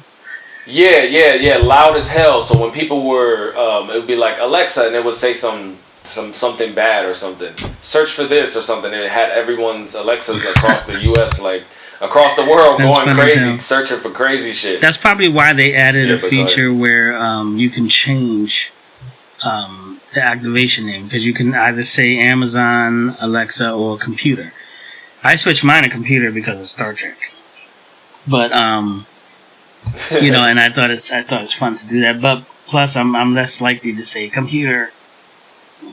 Computer stop. I just said it right now and about now. But you have to have some kind of physical remote, because it's like I said, when things are not working, it's just like, let me grab this and get this done. But voice control, when it is connected and set up properly. And because, like, when my aunt first got one, I told her, you have to learn how to talk to it. So if you get a Google Voice or you get an Alexa, you kind of have to learn how to talk to them. You That's can't the just other talk big fast, problem that I forgot to mention. Right. Because if you talk you have fast, to word everything perfectly. Yeah. Yeah, and you can't have like a Detroit or New York accent. Yo, Alexa. Hey, yo, Alexa, dude, you can't talk in your regular voice. You have to be like, Alexa, search for this. I remember my aunt, I remember Sharon, when she got one, she would say, Alexis, and it wouldn't work. And I was like, no, it's Alexa, it's Alexa. So it's kind of funny, but you have to talk, and then you have to give it time to talk back. And most people expect it to be like right away. You know what I'm saying? You have to stop what you're saying. You have to say, Alexa, wait, and then say... Stop what you're doing, because I'm about to ruin the image and the style that you use. So, I mean, when everything is connected properly, or even when I'm doing my smart home devices, you would have to you have to manually add each command to whatever you want your smart home to do. And isn't that a little oxymoronic, though, too? That the fact that the very thing that's supposed to be making everything so much simpler and so much easy one touch, just it's supposed to be simplifying your life. Everything in our life actually is like go that, in. You're supposed to have a car but you have to started, go in driving, and but cars, they mess up. You know what I'm saying? It's everything, True. That's true. You can have a shower. Oh, I'm going to jump But in I the think shower. that's something and that then, turns people off. your hot water tank ain't working. And you're like, shit, I got cold water. So, I mean, when things are working properly, it's, it's great. After I do everything and I'm just laying there on the couch, I'm laying there and I'm like, Alexa, do this, do that, whatever. And I'm telling her, lower the heat down 3 degrees, and it's doing everything. Turn this light on, turn that light off. Because there's a lot of things you do. Like, for one of the questions before, we were saying about smart devices that are out there. There's sensors. There's water detectors. So there was one time, me and my wife and kids, we came home and the faucet on the side of the house broke, and water was pouring into the driveway, and we had no clue. Now that I know that there's water sensors, you put them underneath the sinks, and I have it. If that would have happened, and I would have had the sensors, if I would have had to connect that, I could have turned off the main water valve. It would have shut off. Yep, I could have shut off the water to the entire house completely. You know what I'm saying? So when it's working, but it's like you said, if the power goes out, I'm pretty much stuck. I can't do anything. Screw. So that's when I need, that's when you have to go to a single remote. But even then, see, the beauty of your phone, though, in a home network is that even if the power goes out, your home network continues to work. It continues to run. I can't do anything when I leave the house, but I can still control everything from within the house as long as I'm attached to my local network. So but as far as things that rely on the internet, like on me being out there or power or anything like that, I'm pretty much effed.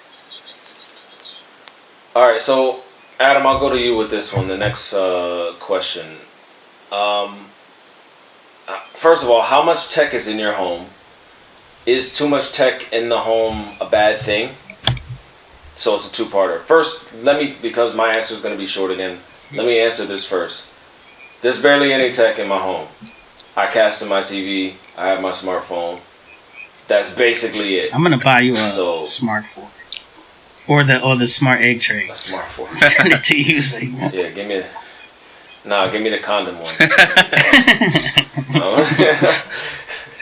You burn 500 calories. Yeah, so, that's crazy. That shit got me. How much tech is in your home, Adam? And is too much tech in the home a bad thing? Yeah, surprisingly, I probably don't have much tech. But part of that is because your home, would you have more? I don't own, and also because I am a minimalist. I like to have as little as possible. So all I have now is my smart television, my consoles, and computers and tablets and smartphones and things like that. Oh yeah, I keep forgetting that the Xbox is part of the home network. My Xbox could be a hub, right? Well, technically, your Xbox is. I mean, you can make phone calls, video calls. This is why I said I was also surprised we forgot Cortana, because you can go to your Xbox and say, "Hey Cortana, remind me to call Adam tomorrow at 12 o'clock or whatever," and it will set up things in your schedule and things like that. So, do you think too much tech in the home is a bad thing? In your opinion, be honest. Don't hold back because Jay's here. I'm incognito, so I worry about it a lot. I don't want. I share some of those concerns, especially with smart sensors and stuff like that. There's IoT devices have had a big problem with security holes. People have found out that there's some kind of security hole, and IoT devices usually don't get updated that much, so then they can do things like, I think they were doing what's it called, Bitcoin mining and things like that, where it's like, my electricity bill is really high this month. I wonder why. Oh, well, it's because somebody hacked your stuff, and all your smart plugs are mining Bitcoin for somebody to make $1 million overseas. There's a lot of crazy shit like that. Or like one of the things I really am interested in is smart locks. Like I have a problem of every time I leave the house thinking, wait a second, did I actually lock the door, and then double checking it and triple checking it. But if I had a smart lock, it can be that, hey, his cell phone isn't within a certain amount of feet, so the doors are going to be locked, and then when I get home it opens for me.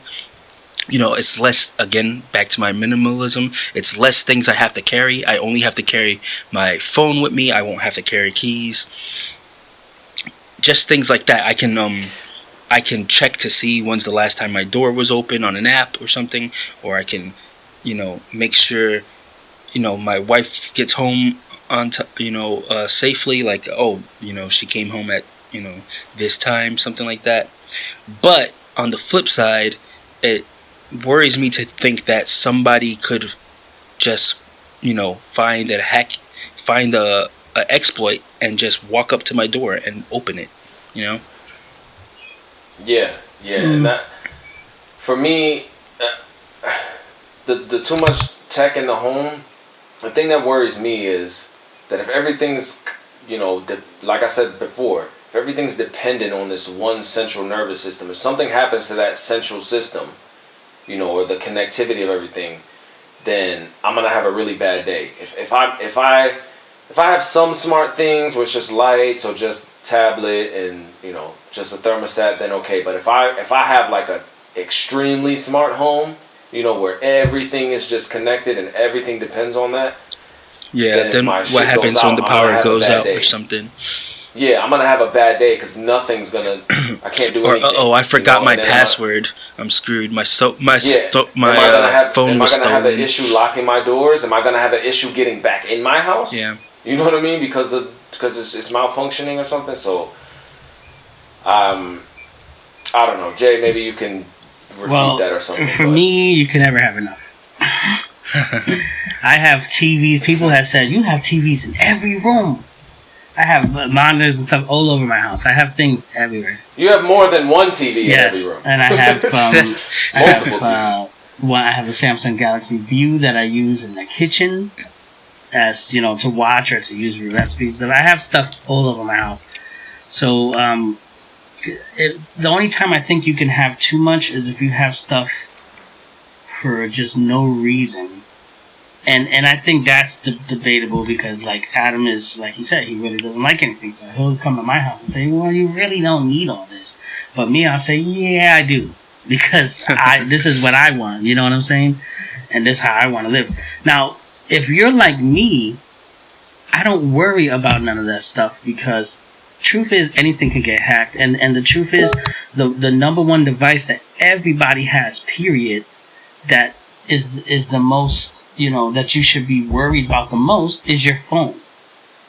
Not your smart TV, not your security camera, is your phone. Your phone is your entire existence. Your life is on that phone. Mm-hmm. If they get into that phone, so if you can carry a phone and you can rely on Android security or, like me, I use VPNs and stuff. If you can just rely on simple things like that with your phone. I wonder what he's doing. I think it's kind of stupid to me for somebody to say, "Oh my God, they can see me through a smart TV," but you're not worried about if Android can keep your shit safe.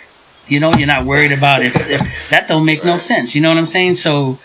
I've never been on that train. I've never worried about that. Like, oh my God, they're spying on me. Well, there's people out there. There's people out there who feed into all this stuff. But the thing is, anything can be hacked. People do get spied on through their laptop, though. Exactly. I know, but I'm not worried about it, though. That's what I'm saying. I don't give a shit. Maybe you will be worried about it once there's cameras all over your house. Do you Yeah, but like what they're if gonna there's see? a They're gonna see camera me in wake up in the your? morning, walk around, scratch my They're gonna balls, see you getting get something to busy. drink. Right. You know what I'm saying? I'm not.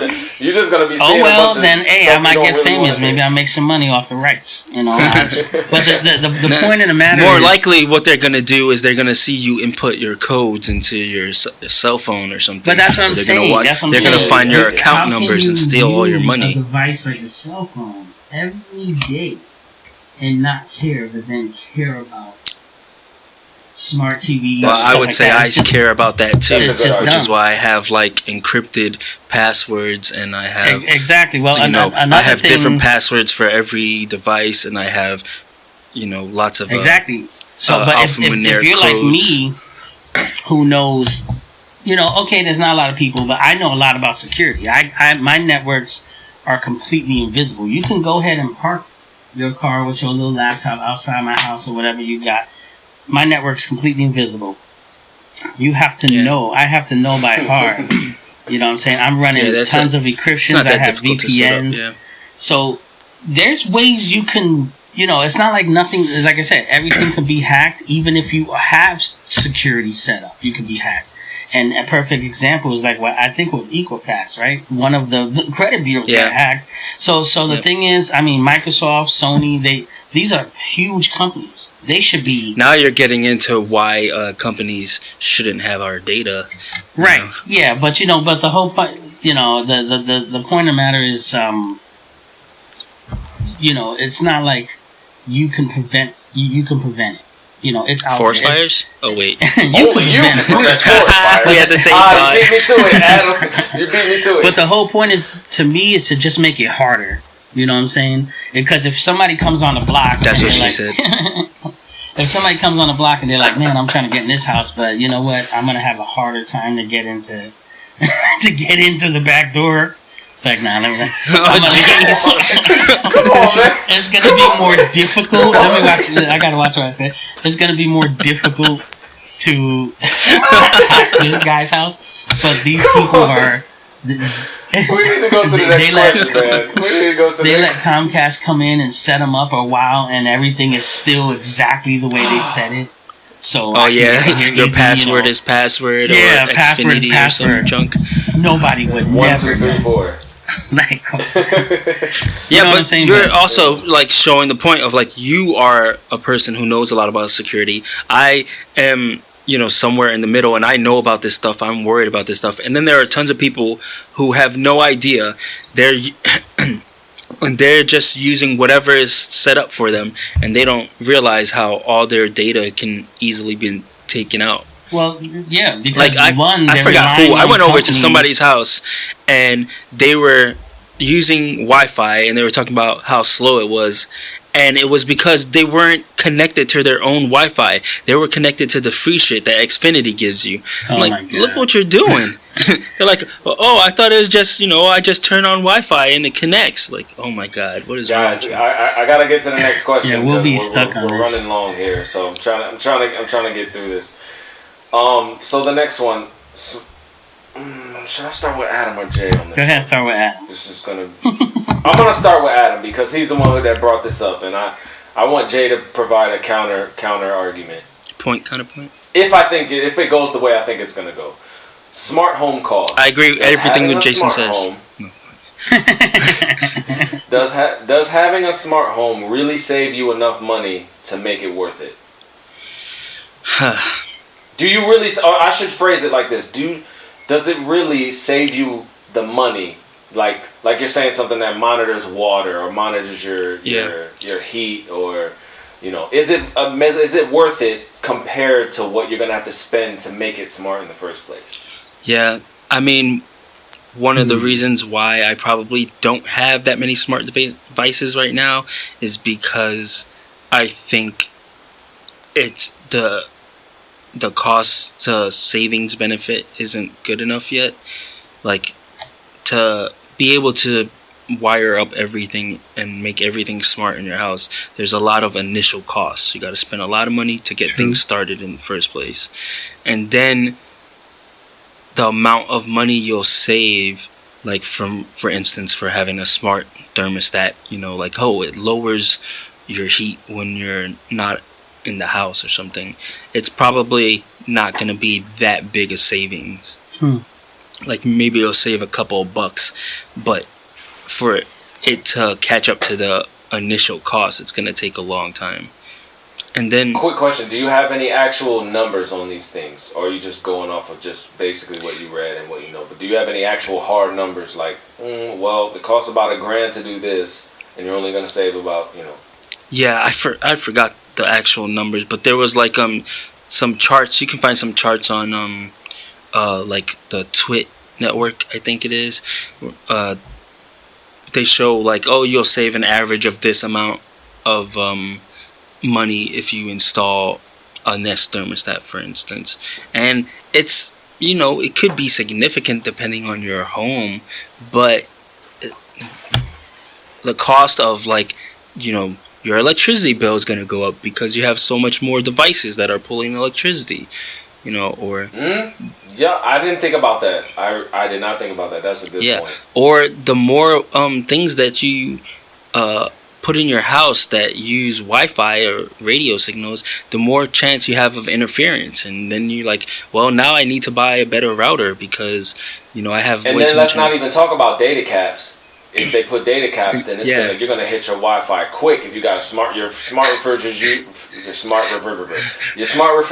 using a gig, your smart toaster's using 600 megabytes, to get your lines on your toast and shit. So I get Greg will never be able to eat toast again. How slow his internet is. Bro, man, I was gonna eat breakfast, but man. I had an update. Yeah, time to so I haven't had toast in 3 weeks.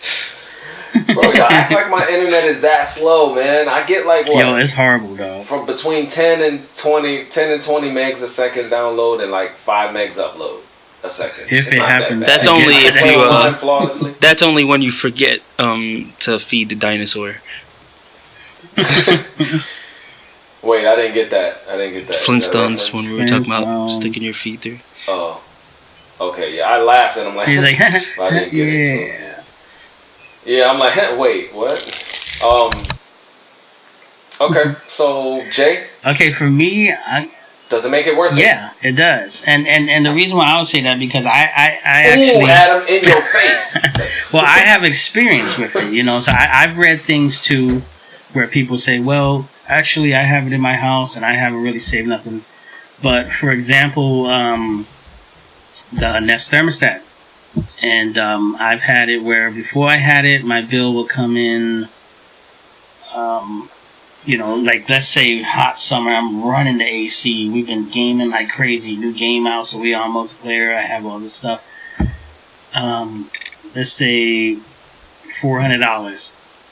And then ever since I put in the Nest, it sends me monthly reports all the time. It sends me reports and everything of what's going on as far as the temperature and stuff like that. So I've been able to cut my bill in half.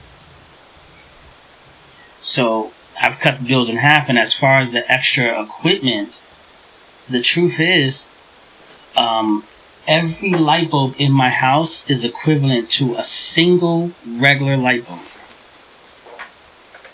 So I can have lights on all day, and it'll be just as much as one light bulb being on all year. But are your lights actually smart, or are they just like energy saving bulbs? No, smart light bulbs smart are energy saving. The majority of them are LEDs. You know what I'm saying? And right, but I mean, is that part of your network though? I'm saying, or is that just something that is it just the ones that use less energy? Well, it's part of my network. I mean, it's kind of hard to place it that way because, I mean, they are energy-saving light bulbs, even though they're smart light bulbs. So, I mean, yeah, they're part of the network and everything, but I didn't see an increase in my monthly bills at all. Like, it's like I said, I've had, they all equal to a single light bulb, so, you know what I'm saying? And I know, Jay, you run your computer like my you don't turn computer's your on computer 24/7. 24/7.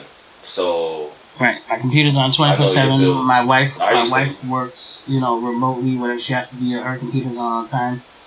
There, I mean, I have tons of gaming consoles. I'm not even gonna say it. I have tons of TVs. I have tons of crap in my house. So you would think my bill would be like And 800 or something. And Daisy, it's I like, mean, your daughter and your son both have their own TVs, and they're both gaming, both of their gaming system, and your son has a computer too. yeah, he has a little It's Android crazy. computer. Yeah, but the thing is, I've done the math. I've sat there. I've done the math because I didn't want. My goal was to not increase. Like, oh, let me go smart, but then I'm gonna increase the shit out of all my bills. That my main goal when I first got into it was to, eventually have it pay for itself. So I'm not gonna put nothing. Yeah, because yes, it does. It does. If you're on a budget, don't even try to do anything like that. If you're on a budget where you strict living check by check or something, you really shouldn't be doing that. But if you have some money to spend, if you have a little money to spend, you have to. It's an investment. It's an investment. The initial cost, it's the same thing. Oh, there's always outages. You know what? I want to invest in a propane generator or something like that. You got to pay up front for that generator. And then eventually over the time, if there's still outages, that generator would eventually pay for itself. So it's like my house. Yeah, like you said, oh, I'm scared, whatever. If the power goes out or something, it's not working. I have battery backups. I always have a plan B. If my house goes out, my house can run itself. And the next step from that is to go solar. I've been looking into solar panels and things like that because, that's free energy right there. But really, I guess what Adam and what I would say is that having the idea of starting a smart home or making your home smart, your main reason for that really shouldn't be, oh, I want to save some money, so let me make my home smart. It really should be it's more supposed to be practical for reasons.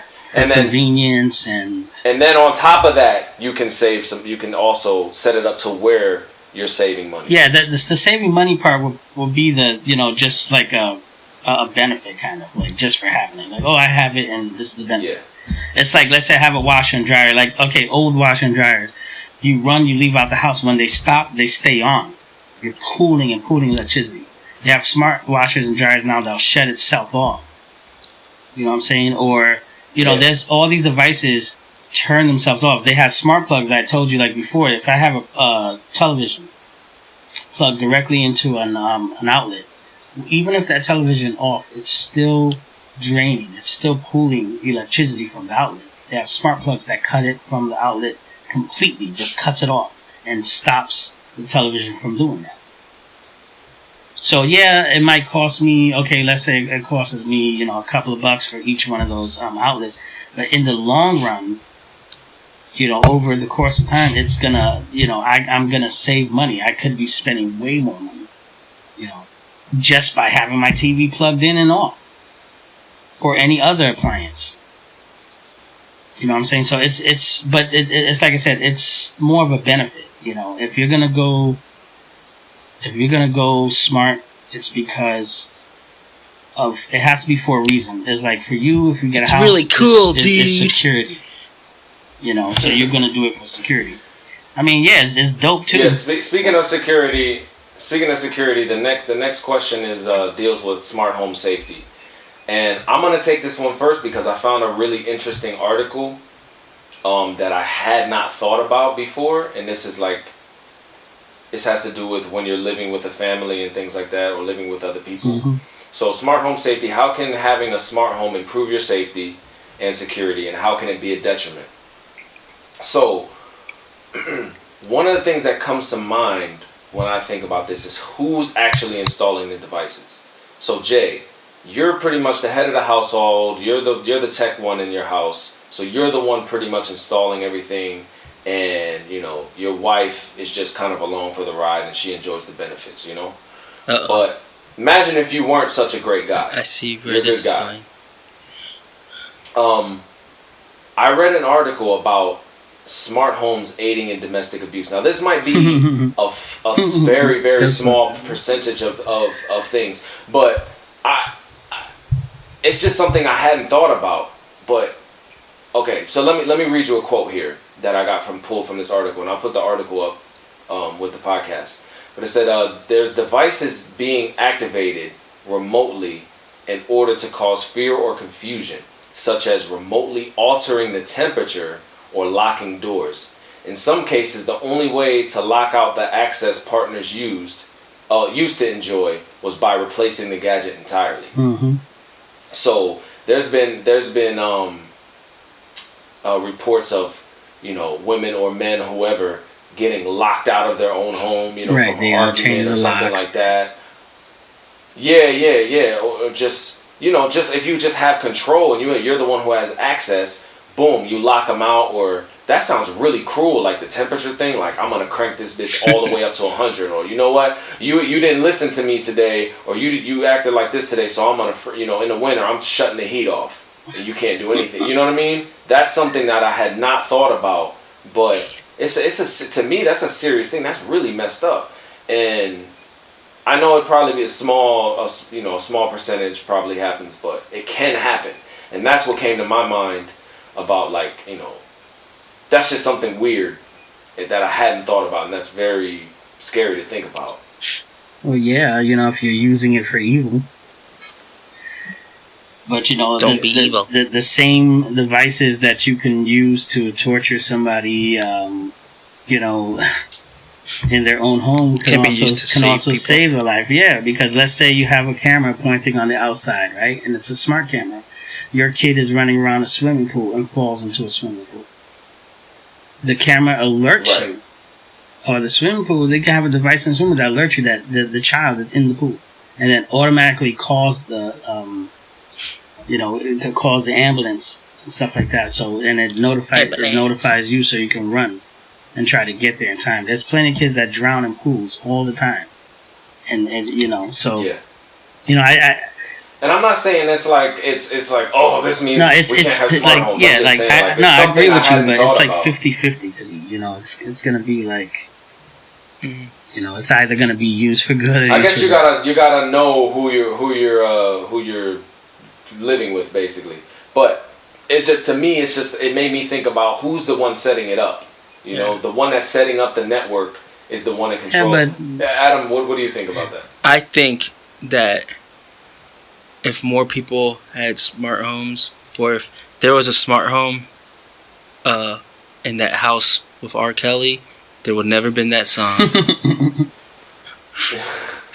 Got busted right away. We'd all be robbed of it. Closet. No, I'm just right. playing. Yeah, there'd been a sensor in the closet. You remember, Adam, when the Connect was first coming out? You remember, right? You remember? Remember? When they had the Connect and they did, what was that? Remember, it was the little boy you can talk to?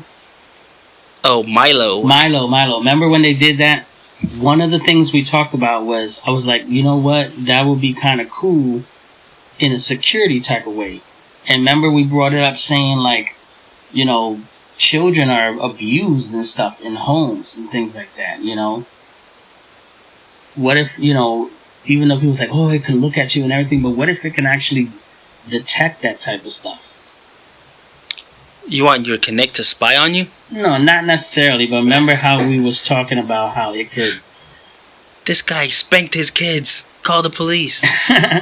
No, but if there's a kid getting sexually molested or some shit like that, it's saying, whoa, this is going on. Boom. You know what I'm saying? And it takes care of stuff. So weird. It's like I said. Slippery slope. It's like I said, it's 50-50. There's always going to be really horrible, bad shit about everything. And then there's always going to be good stuff about it. I'm pretty sure when the first plane was coming out, people were like, yeah, everybody's going to die. You're just going to, man is not meant to fly. A lot of people did. People do, but then yet people still fly every day.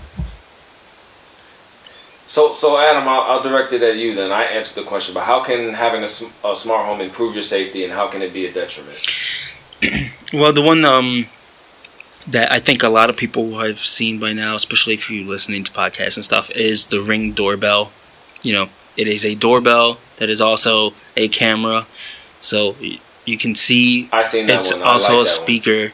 So somebody rings your doorbell, you can see who it is, so you know if you want to answer it or not. You can talk to them, tell them, "Hey, what the hell you're doing on my porch?" You know, even if you're not home at the moment. Right. Most people, before they rob a house, they check to make sure nobody's home first, so you can make it seem as if you're home when you're not. There's also things like, you know, your locks, so that you can have it that, like I said, you can check to make sure that you locked your door even from your job. You can, you know, make sure people are getting home at the right time, or leave, or make sure people aren't leaving in the middle of the night if you got Kids. some teenage daughter or something.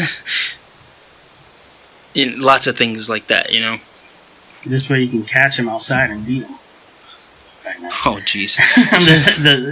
And then Milo will call the cops on you, Jay. Milo will call the cops, yeah. No, but, you know, like he's right, though. You know. Or even stop people from stealing your packages. How many people get their packages and stuff stolen all the time? Oh, yeah, there's some funny videos of people doing things like that, too, like scaring off intruders and stuff with their doorbells or...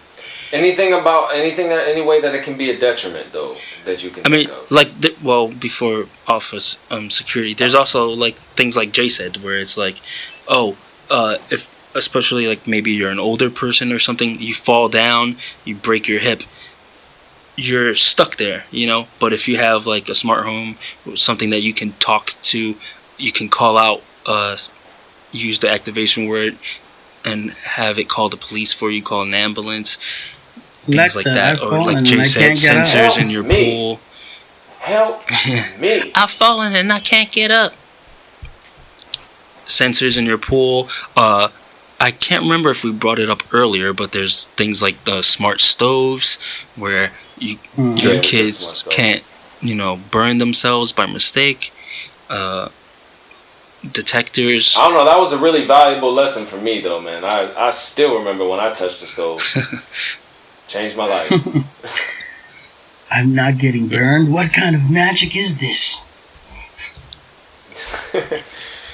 Detriments are until the kids go to someone else's house that doesn't have a smart stove, and they're like, "Oh, this is cool." Jeez. Boom.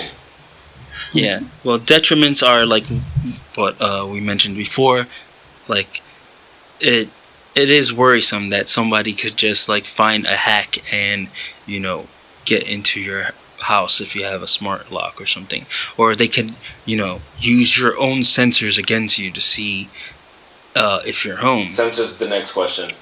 That's the next question. Yeah. So or even, you know, one thing we haven't brought up much, I think, or at all, is like government. You know, like they can use all your microphones in your house to like spy on you. You know, like there's tons of stuff like that. And who knows? Yeah, Adam, you're definitely the one that wouldn't like any, and you're just in a way when we talk about smart home tech, just have, you know, is it too much? One of the things that I think you would attest to is just you're just the more and more connected to the matrix, I guess, whatever you want to call the you know, the central. Everyone's he's connected. Private you know, like too. when I said in the last. Yeah, that's what I'm saying. But in the last podcast, when I was like, unplug, you know, unplug sometimes. It's just like, that's the less you'll be able to unplug, you know, because you're literally going to be 24/7. Like, if it goes to where we think it's going to go, where everybody's refrigerators, stoves, everything's going to be smart, our desks, everything. It's like, how much can you actually unplug? How much can you really unplug? Yeah, you're going to walk over to the refrigerator and it's going to show you an ad or something. Well, yeah, I mean, privacy might buy ice cream, fat ass. Privacy might only in the future be in your home, because we know when we go out today, we're driving. There's traffic cameras everywhere. I mean, people are getting tickets in the mail. Yeah, but how private can you be? Like, you can set it up to where If the devices you're connected to the internet. if the devices are coming like that, there's as long as things still rely on some type of connectivity or some as far as power or something like that, you could still control those devices by not even setting them up. I know there's, like you said, but there's even ways for there's ways for people to do that. But I mean, if you don't have power going to it, you can't turn nothing on. So, like, for instance, if you have a smart TV, you're going to have power going to your TV. Otherwise, you're not using it. Or your refrigerator. If your refrigerator happens to have a microphone and a camera in it, how do you know the microphone and the camera is really off? Well, there's no. That's only if you know a little bit about. It'll get too technical. But yeah, you're gonna have to use Wi-Fi sniffers and things like that. But I know about that. You know about that. But like Greg, random. I don't know about that. Random and Greg. I know, right? I'm like, hey, Greg. You didn't put enough milk in your cereal today. I saw that shit. You're gonna see me. You're gonna log into my refrigerator. You're gonna see me do the Kiki challenge. Oh God! Do you love me? Are you riding? He's gonna walk to his front door. I'm like, welcome home, Greg. I'm like, what the fuck? I'm gonna open the door for I'll be me. like, cool, Jay. Can you unlock my door for me? I forgot my key. Thank you. All right, let's get to this next question. Yo, I'm gonna leave the last two. Y'all see what the last two questions are? Would y'all mind if I leave those, because we're running a little long here, and I kind of want to wrap it up. I think we can put those. Last two in something in another one. We can get to those. Well, like the kid-proof thing. One of them.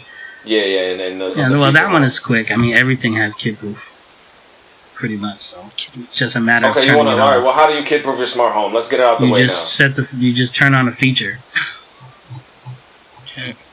That's pretty much it. I mean, they even sell tablets and things like that grow with your children. So you give it to them, they're 6, they only able to learn letters and color and stuff, and as they get older, the tablet will unlock more and more features. But they have the same thing with with your smart homes. You just have to program their birthday, and stuff like that. But, that's pretty much it. All right, so I'll get to the last one. The last one we'll talk about here is sensors. So what kind of sensors would you like in your house? Do you have privacy concerns about the sensors, and what do you think are the benefits of having so many sensors? So Jay, I'll start with you on this one. I'll just keep it real simple. I know that's a lot to remember. If you want privacy, and you're like, I don't want a lot of cameras and everything, I think the only type of sensors you should be worrying about is like windows and door sensors, because you don't want nobody coming in on you. So you just keep it like that. I would have said something else with you. It's so you don't want nobody coming into the house. So the thing is, and then if you are worried about, the only time I think you should have a camera maybe in your house is if you live upstairs or something, like baby monitors, or even monitors for pets. You want to know what your dog or cat is doing, if they're getting into anything, or we sleep upstairs. Let's say somebody, the monitor is not functioning in the window. Somebody gets in, there's a camera there that's pointing dead at that door. Something like that. But I'm thinking, just pretty much keeping it simple like that. What do you think are the benefits of having so many sensors? Wait. First of all, we skipped the first one. What kind of sensors would you like in your house? I guess me, a little bit of both. I think, but then again, I guess I'll have a little bit of both. But then again, I guess I would have to get used to having cameras in the house, all the time, because even me that have a lot of stuff, I don't know if I want my wife to just catch me in the act. You know what I'm saying? What are you doing over there? Why is your phone propped up? Like, You know what I'm saying? Like, then she just starts talking to me. You know, it's like, what are you doing? No wonder my lotion is gone. You know, just stuff like that. So, you know, I want some privacy. I have to have some alone time. Jay, you on 10 today, man. Jay is just on 100 today. Yeah, but I'm keeping it clean though. yeah. I got you. This is clean. I don't know, man. Like, when you said when you were younger, Jay, and you were curious about the fact that when you walked to a grocery store and the doors were just open from the sensors. I always liked that. Like, it's not really practical, but just to have it in my house, like maybe to go to the backyard or something. I don't know where I would use it, but like an automatic opening door, that wouldn't be feasible for the front door or back door, I guess. But like, just, I don't know, some door in the house or something. Star Trek style, where it just slides open, you know what I mean? Right. And also just the security sensors, you know, just like the alerts. I think I'm definitely going to have all that security stuff in my home when I buy a home, just because of my fiance. She's going to be, the more secure she feels, the better, the less I'm going to hear. Right. So, Adam? What I like or what I see, what I think. What kind of sensors would you like in your house? Do you have privacy concerns, and what do you think the benefits of having so many sensors are? Yeah,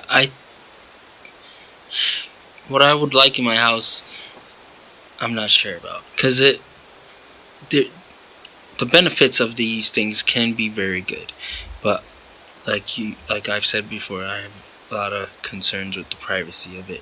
I don't want someone to, I don't want to have a camera in my bathroom or something and somebody hack into it,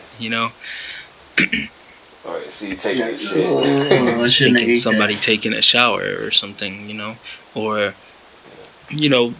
just knowing don't have a see-through when I shower came curtain. home, or when I, there's lots of other sensors and stuff too. Like, they could just track like what part of my house I walk through. You don't actually even need a camera for some of these sensors to figure out where you are. Like, you could just have Bluetooth built into some of your devices, and they can see like, oh, look, his phone was 5 feet away, then it was 10 feet away. So there's a lot of things. But I imagine that could be good if you have like a kid or exactly, pet or something. Which is like why but I don't know exactly what I would want, but I am worried about them still. And then, another thing, Jay was saying, well, don't have cameras in your house. But this also goes back to the very first question, where I said a lot of these things are going to become inevitable. Like, it's going to happen. And then, are you actually going to have control over that? Like, is refrigerators in the future, like in the next 20 years, all going to have cameras on them? Like, are they going to have scanners so that when you put your milk in, it scans your milk and tells you, okay, you got 2 weeks before it goes bad? Or to your sensor point about being in the house, knowing where you are in the house, when you go to get a new apartment or a new house or whatever, is that going to be like a built-in feature? Yeah, to where maybe, it tracks. Maybe all the houses in whatever city you move to are going to have some sort of sensors built into them That'd already. Be some kind of security thing. If you're renting, especially, and your landlord, they could keep track. Yeah, they could keep track. Yeah, what are you going to do? Hey, remember back in the day, though, when the rent-a-center comes or the landlord comes and they knock on your door, shh, don't say. Yeah, you just be quiet. Now it's like, we know you in there, boy. We see your heat signature. Right. You never know. Or there's even, we brought up, I think, Minority Report earlier. There's the thing where he was walking through the city and it like knows his eyes and gives him ads based off of his eyes. Like, it can be, you can come home and your TV give you ads for some hentai or some shit, and then Jay's wife will know exactly what he was doing on that phone.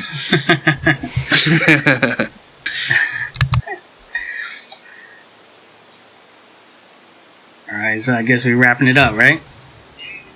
Yeah. So yeah, we'll wrap it up there.